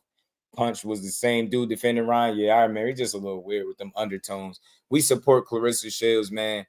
They, like I said, notice that we start watching these people because of how they box, and then I feel like at a point once somebody show you that how great they is, and they just keep showing you, you start to find other reasons not to like them. And notice they all, Layla cooked her how? Oh, she took a loss. Yeah, I bet you would say that because ain't nobody beating her ass in the ring. And I love Layla, and I don't have no negative real opinion on her making that 2-part series, but she did milk it just to say she not fighting. And her name wouldn't be relevant within a current boxing conversation without Clarissa, not the other way around. It's only so long you could live off shit, and you ain't been in the ring for almost 16 years, 17 years, or whatever they said. And the years go up every time. I was watching a video the other day. They said 30 years out the ring. I said, franchise crew started laughing at me. I was like, bro, what? 30 years is insane, bro. I said she been out the ring 30 years. What the fuck? Damn. But yeah, man, this is crazy. We'll jump sides quick for some clout. Yeah, and a piece of that 8 mil. And I'm disappointed at how people are making it that Papoose only is with her for money. I'm like, yo, it's us. It's us versus us. Like, for no reason, though. For no reason. The detail that they went through to try to explain that Clarissa views is why do you even fucking care? Why do you care? The ass whoopings that she been putting on for years, them gold medals, them championships, the undisputed, all that shit is real. You think I give a fuck about a video? She can go live right now. People are gonna watch her, bro. She not like some nobody. She don't need clout that bad where she gotta pay for it. And I don't care about the video and what happened with it. But she really did. When you can't give a like the base number. She said it could end up being more than that. That's just the number they put out there. I said when you can't get in the ring and give these people a loss, you try to find any department to give them a loss in. That's what I be saying. They do that with her. They do it with Bud. They do it with Shakur. They do it with Keyshawn, and they do it with a lot of fighters on Top Rank. That shit is crazy. I've watched people, ring, but they're gonna talk about like tweeting and Twitter and a fight falling out, or I see people. It's like those are not L's. You got to show me. At all. At all. Those are not L's at all. See, what happens is somebody might say something weird to one of these people, and then you'll see a YouTuber, oh, they got G-checked. So you be like, oh my God, you about to make that into something. And then, oh, they got checked. Oh, they took an L today. It's just people just trying to find a way to give you a loss somewhere, bro. And that's unfortunate right there. Mm-hmm. They looking for reasons to give her a loss. Talking about you don't want your daughters to be like her. No, as far as, and then he tried to dress it up and say something like, the accomplishments or this and that. Yeah, but nothing. Now, shut up. He's talking about a fucking video, dude. A video, one. You act like she went outside and stabbed somebody or did something crazy, bro. You talking about a video that you can't, I don't care how you try to prove it. Do you know that she did it? Can you undeniably say it was her? Do you know? I heard somebody having a conversation because, you know, once you start getting them accusations, you start looking into shit. Do you know that's how certain people was playing games with people channels? Yeah. I looked this up. They would buy views for somebody's channel to like fuck with shit, spend money and like do dumb shit. And I'm like, so people really a stranger can do this shit. Mm-hmm. This is what I found out. I'm like, bro, this shit is that shit is wild. I me personally, I just don't. Nobody is talking about. Nobody's talking that Jake Paul specifically is the highest AI user in content creation. Yeah. I mean, does he buy his views? How come that rumor ain't out there? Right. He had You know over what I'm a saying? billion views. Over a Yeah. billion in 7 days. Yes. Why nobody went above and beyond to make sure that was fake? But Clarissa Shields has shown you so many times that she great. They like, oh, look, we got her, y'all, we got her. Look, buying views. Shut y'all weak asses up. I don't give a damn. She great. Them ass whoopings she putting on are real, authentic, genuine. Them gold medals, the undisputed, the titles, the history. That shit is all real, and we love it. Who's gonna say, man, she was undisputed, but she was buying views though? Who's gonna say that? Yeah, like who the fuck? And think about to try to say that you don't want your daughter to be like that because of something you were assuming is whack. Your daughter make it to the heights Clarissa made it to, especially with the fucking odds stacked up against her. I'm sorry, bro. I'm not sorry. I'm gonna always be in support of her. She won me over. The backstory. She ain't tried. She don't even know me. But her story is real. That's genuine. That's authentic. That's a real come up. And to me, that's why she don't shut the hell up. And I wouldn't either, bro. I wouldn't either. I'm gonna say something that's kind of. I'll say something that's kind of controversial. It ain't that controversial, but I believe if it wasn't for Clarissa, Christy Martin wouldn't have a movie. Oh, because her shit coming out now next, ain't it? I believe the success of Clarissa's movie has made a space or a lane for them to make movies with these female boxers. Who the hell is talking about I want to see a Christy Martin movie? Oh, that's nasty work, Dub. Nasty work, bro. The same people that don't like Punch Drunk. And I don't dislike them or like them. I don't appreciate some of them takes. I think they be having a little bit of undertones. That's just me, but to each his own. He could do what he want. But yeah, bashing Clarissa in 2025 is nasty work. Yeah, we gotta talk about this. She get a lot of hate. I'm not trying to hear why. Y'all women too. Y'all some. Oh man, I see why y'all don't like each other. Cause I be listening to the women get it. Oh man, y'all, that shit nasty. In no way, shape, or form has Layla one up her in any way. Y'all would love to say that. Y'all really was on panels talking about who's the better looking, and I don't give a fuck. Who can fight better? Y'all niggas, all my children as General Hospital dudes, man. The hell? I don't give a damn. Her glow up was real. She's a beautiful woman. Why are we even talking about that? But who could win in a fight? You know why that's not the conversation? Because y'all know what it is. And that y'all too much of a fan to keep it real. Y'all too much of a fan of Ali and the Ali name to keep it real. She ain't beating Clarissa in no motherfucking fight. I don't give a damn if she was in her prime. She still ain't winning, in my opinion.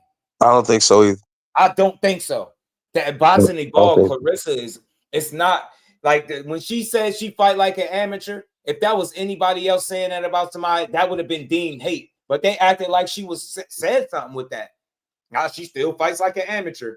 Fighting like an amateur got her to where she at right now. Claressa Shields, Just Do Boxing said, keep fighting like a fucking amateur. Please do. Because they can't beat you. Fighting like an amateur and they can't beat you. So that shit sound crazy. Like she took her shots too, and we still love her. I ain't taking no sides, but you made them long ass, drawn out 2-part videos to distract everybody from the fact that you wasn't about no smoke. And if it was anybody else in any situation dealing with it like that, they would have been called out for it. If you didn't want to fight, you could have been said it. You know what you did, dragging it along, making it seem like she obsessed. Nah, man, y'all all play. Y'all play in y'all playing to the entertainment side. Y'all know the name. Y'all two names linked together, steer the hell out of the conversation. It's a two-way thing, but the one that's currently active and relevant is the one that need the clout the least. Sorry. That's real shit. That's the one that don't need the clout. She beating ass. Act like when you just see her go all the way up to women's version of heavyweight, dropping shit, beating their ass. She out there still beating ass. Everywhere she goes, she beating ass. Man, nah, bro. Nah, man. I ain't dimming her light because y'all weak. It's a lot of weak men out here, too. That's especially facts. ones that's arguing about her for Tank. Y'all weird. Super weird, too. One of Clarissa's ops, Raquel Miller, just signed with MVP. Haven't seen one video talking about it. You're not going to see it. You're not going to see it. I try to get the women they just do when I can. I just seen something with Raquel Miller, too. And maybe that's why I seen it and didn't really pay attention to it. But they don't pay attention to it. Women's boxing. But Jake is signing so many women. Jake signed so many women that I think he's may have saturated it so much to where it is a big deal that she signed over there. But I think it's so saturated now that people ain't even they talking about the gossip as opposed to the boxing. You know what I'm saying? You know, if Layla Ali signed over there, that'd have made CNN. Yeah, there's a lot of people groupies, and right off the top, like, I put that shit to the test. Yo, name 3 Layla Ali fights. I bet you they'd be like, I did that to somebody by mistake. I ain't by mistake. I knew what I was doing, but they kept vouching for a fighter that I know that they never seen fight. And I'm like, it's crazy. Like, why do you want to see this guy fight a fighter that you never seen fight before because he got knockouts? I told that girl to name one fight. She couldn't name one fight for the fighter she was vouching for. I'm like, do you know how crazy that sound? So you didn't never say, imagine how many people didn't see the person fight, but you want to see. Shit is weird, man. Layla ain't for the culture. That's how they, and then people took sides. What's wrong with y'all? Y'all really took sides with women beef?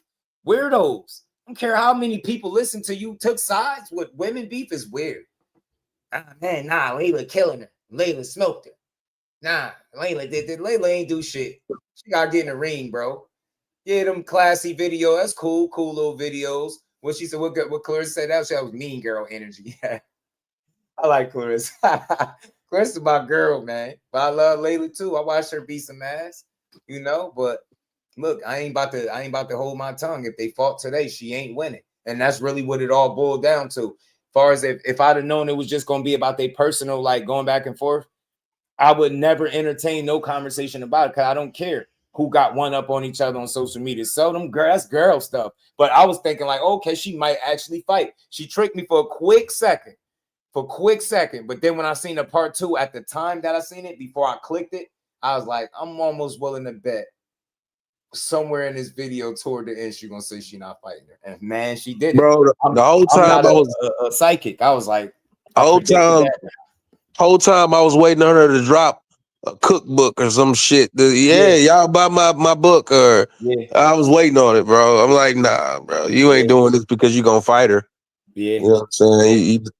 You gassed the situation way further than it needed to be. Yeah, she milked the hell out of that, bro. Man. I was like, damn, Layla, you're still beautiful. We love you, but you milked it, and it's okay to say that. I'm not saying anything bad, but you took advantage of that. You seen people was interested in that shit, and you was like, okay, let me have fun with this. Yeah, and they kill me when they no script writers, no this. Once you guys say all that, it's probably you probably did have somebody put it together. Now all of a sudden you're a content creator. Now you know how to put the receipts together. Now you show us your setup. You try to sell us that part. I was like, nah, nah, it's all good. We love them though. Her channel about to come out. Right. Yeah, she about to do something to monetize the attention. That's what I thought. Yeah, this wasn't even about a channel, but all 3 videos, the only 3 videos you got on that channel is all Clarissa Shields. Make it make sense. Yeah. And y'all telling me the other one clout chasing when she's the active boxer that just signed an $8 million deal. They saying the highest in the history for the female. Oh man, make it make sense, bro. Facts, Mike. I got Clarissa right now. I had an interview out today talking about how she was in their relationship with MVP while they was negotiating. Just I could send you the interview if you want. Hey, yeah, send it to me. I'll play it while we talking about it before I get up out of here. Absolutely, send it to me. I'll play it. I will definitely play it, but I got an interesting conversation, man. She might as well sell B. D-Max stupid. And then that picture stupid. Ain't that Stacy, bro? You can't have that as the joint, bro. Oh, man. Hey, do me one favor, Doug. Can you DM it to me? Because it won't let me click the link like that from this joint. I'm gonna switch back for the next stream. I'm gonna switch it to the other way. So when y'all put the links, I could click them. Man, you gotta stay Stacy. That shit is fun. That's my shit. You got me thinking about the movie The Wood now. Oh man. Damn, that's funny, man. That movie always gonna be funny. Shout out to Sir Senior. What's good, homie?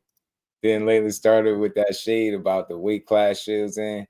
Fighters like that's the part that made me mad. If I really had to say like the first time I thought it was gonna go left is when she spoke specifically out of all the weight classes to speak on. She spoke specifically about the one where Claressa Shields was in. That way, the talent there even said Clarissa's not talented enough to beat her. Like, she took her shots, and you know, anybody with the kind of attitude Claressa got, she run around here talking about getting phased with dudes. You think she ain't gonna respond to a female saying something? So whatever. At the end of the day, it's like, to me, it don't matter who started it. It's like, did you want to fight her? Oh, nah, you ain't really want to fight her? All right, bet. All right, 10-minute joint. I'm gonna pull this one up. Shout out to Dub. We gonna close out with this.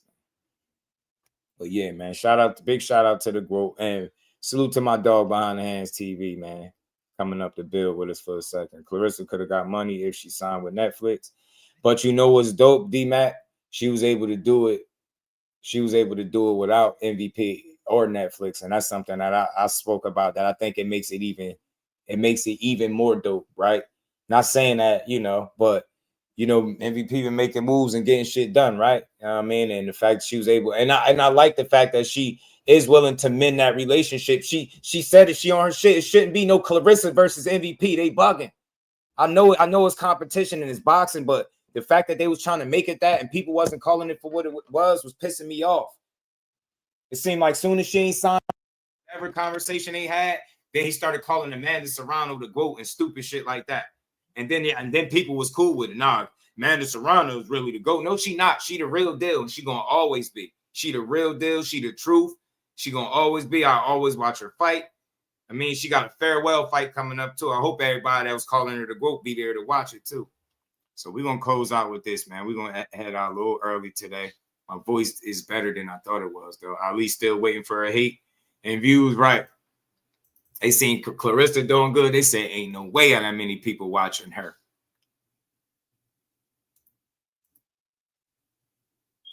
They said they ain't watch. Shout out to the preacher. She said MVP did a great job with their presentation. I like that. That's good shit. Shout out to.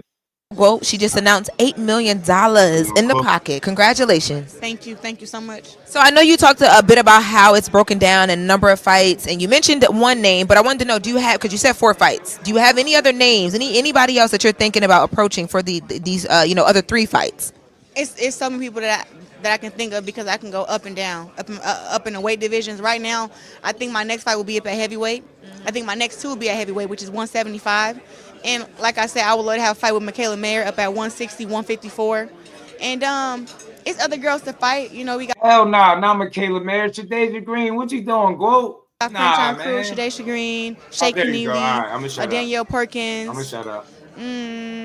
She's standing. I'm gonna shut up. I'm good. Yeah, like it's some good competition out there. But I've already beat whoever they consider the best. But now these girls are who they consider the best now. So I guess I'll have to fight against them. Because you've already beat who everyone considers the best, right? Yeah, players mess up. My bad, Glow. My bad. My bad. Did you ever think about retiring early? You said 38 earlier. Did you ever think about doing it earlier than 38? I thought about retiring this year. Damn. Earlier in the year. Like that. Just when I was before I became a free agent, I just kind of was learning like how the boxing business is, and I kind of was like, I don't like it. Like I have. And real quick, did y'all hear her mention when she was talking about this deal on CBS? Did y'all mention her talk about like possibly defending her 2 gold medals? Could you imagine her with 3? That'd be wild. To be like very strategic and gotta watch this and gotta watch that person and gotta double check this and double check that, and it was like all the fuck I want to do is fight. Yeah, that's all I want to do. So I was really getting kind of stressed out, and then trying to negotiate how much. Like I know how much money I should be making for a fight, which is a lot of million. You know what I'm saying? And it was like I had to keep negotiating with numbers that wasn't millions. You know what I'm saying? Like, oh, we got to stay at 1 million for two or 3 fights. And I'm like, why? I made $1 million already. Then I made 1.2. I'm like, so what? So that's the cap. You know, so I was getting really frustrated, and I just remember just being like, you know what? I'm gonna have this fight up in July.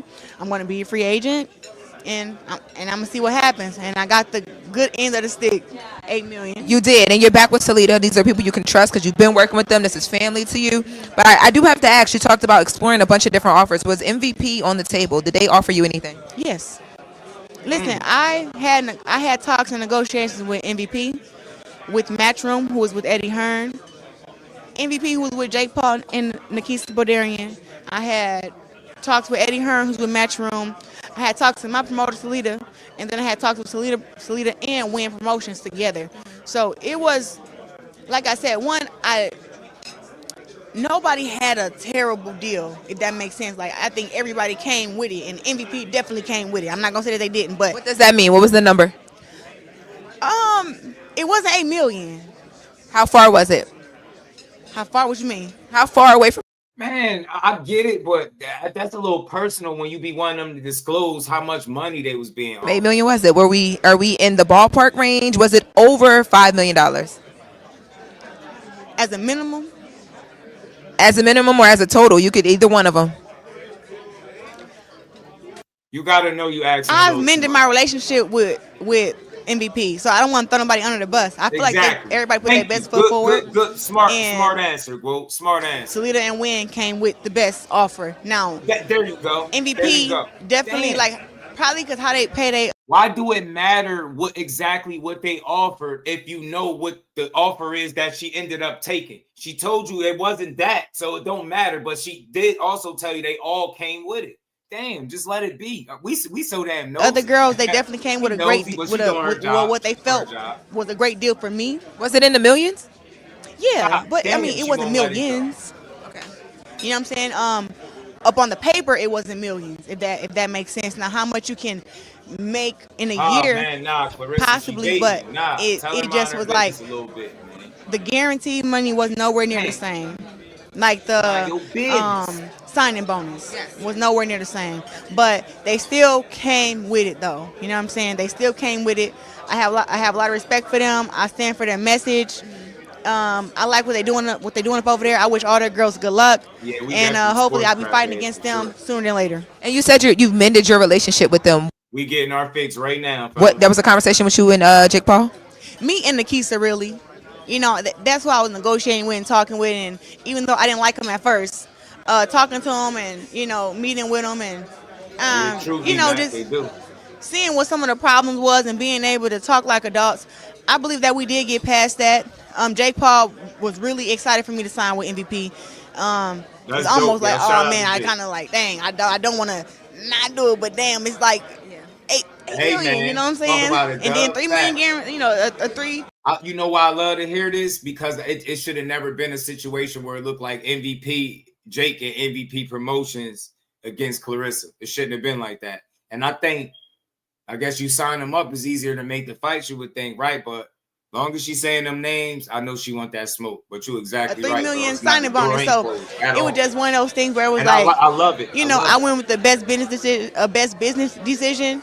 And I think that Salida and Win together are so powerful, and it's going to be one of the biggest promotions in the world, and they already have the biggest fighter in the world. And last question, because I know we got to wrap. You talked about, you know, your man, and what was brought to the table because of Papoose and the idea and the strategy and the brains that he's been able to, you know, just bring into the conversation, right? There is always a conversation about you two and what that means, how y'all business partnership is. Can you talk a bit about, you say that the deal was structured between Win, you, and Salida. What does that structuring look like? And talk a bit about how influential he's been in this deal, because I think we don't talk enough about it. I know he's kind of laid back and he wants to be out the way, but I think that there is some flowers here that he can get. No, absolutely. Like I said, it wouldn't even have been a conversation between me and Win had Pap not been there. You know, since I've met Pap, and we've been together over a year now. He introduced me to Win Records, and I've been to some of they sold out freaking concerts, and it's been like a movie. And they were able to come to two of my fights, and it's been a movie. And I think that you know, Ruben Branson, who is the head of Win Records, Papoose is the executive director. So he's like, you know, he's the executive, whatever y'all want to call it. But he's like, he helps make sure that the record company run how it's supposed to run. He's very influential in getting the artists to perform at the concerts. He negotiates the contracts. Like, his head big for a reason, because he's very smart. But when we seen what we did together in my last fight, because it was so many things that were falling apart at the last minute, you know, and it was like everything that fell apart, Pap was right there. It's like, I'm just complaining, like, oh my God, I gotta make this call, I gotta do this, I gotta do that, because I'm my own, like, Salida's my promoter, but it's like I'm also a self-promoter. You know what I'm saying? Like, hey, you ain't worried about me, I'm promoting myself. Gotta be. And I just remember, like, man, I don't even know who to call for this. And I'm sitting there venting to Pap, and he like, I got it, don't worry about it. And I'm like, what? He like, I got it. And so he's calling, making sure we got the street team. making sure we got a social media team. Like Pap is on the phone talking to everybody, and within 24 hours it's fixed. So we seen that we did that magic together, and we sold out 16,000 fans my last fight. And after that, when it came to the negotiations and everybody contracts and stuff, you know, Pap was at most of the meetings with me, and every time we left, I look at him and be like, wasn't enough money. Like it's better than his stuff, but it wasn't enough money. And so it's like I knew my worth already too.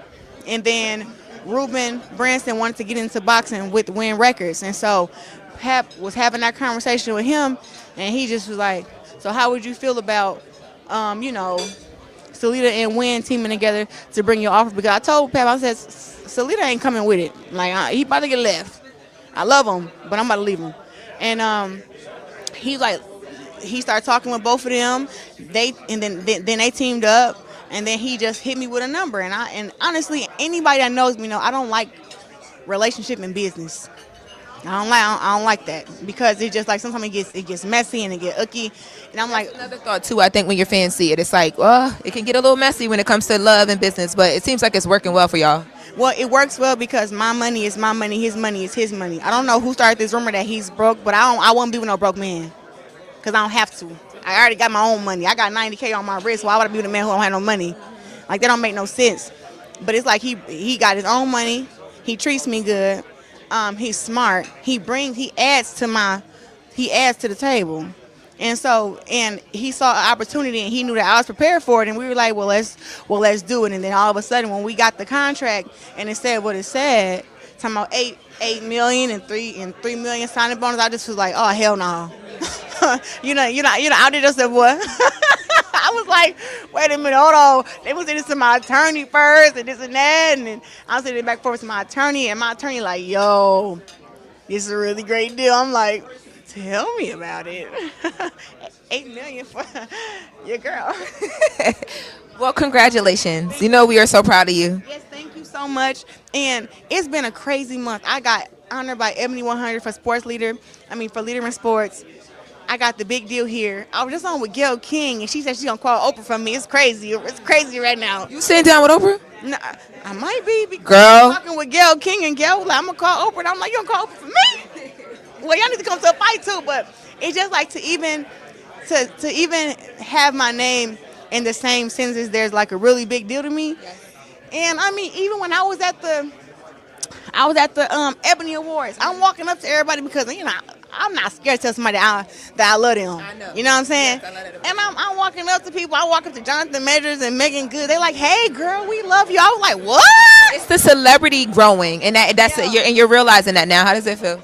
It's weird. Because I think I need to treat myself like a celebrity more. I kind of feel like I walk around kind of normal, and I think you're doing a great job. Normal. Yeah, but you're doing it. You're personable. Like, yeah. I love that you're just enjoying this, and don't think too much about it, because you're doing a great job. No, I'm not, because one, nobody is really bigger than anybody. God put us all here. You know what I'm saying? I think that everybody deserves respect and love. You know what I'm saying? So I always want to do that, and I don't want to make nobody feel bad. So that I try not to. But if you come for me,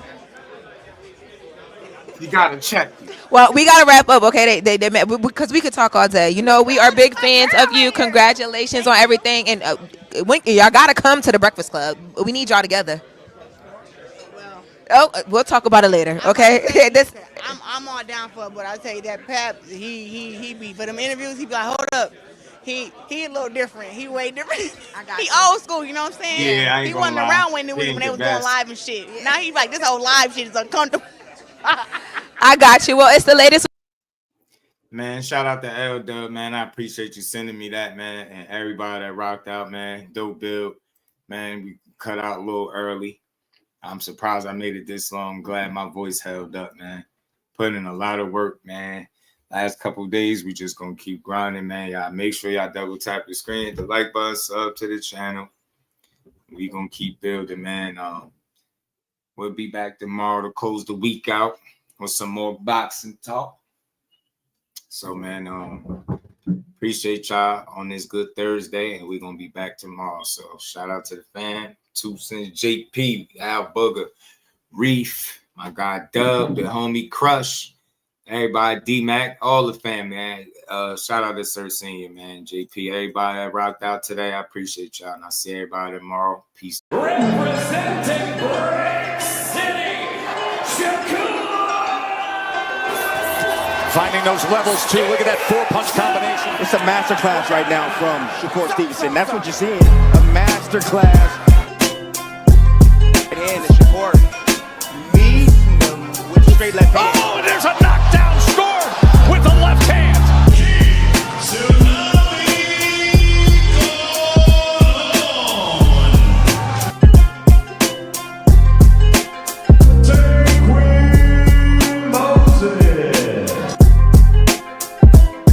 From Patterson, New Jersey, please welcome the sweet Terminator, Shadasia Green. Make sure y'all subscribe to JUSDUEBOXING, the best boxing talk. It's probably the most unbiased channel on YouTube. Right now, we're going to give him his Just Do. Shout out to my brother Just Do.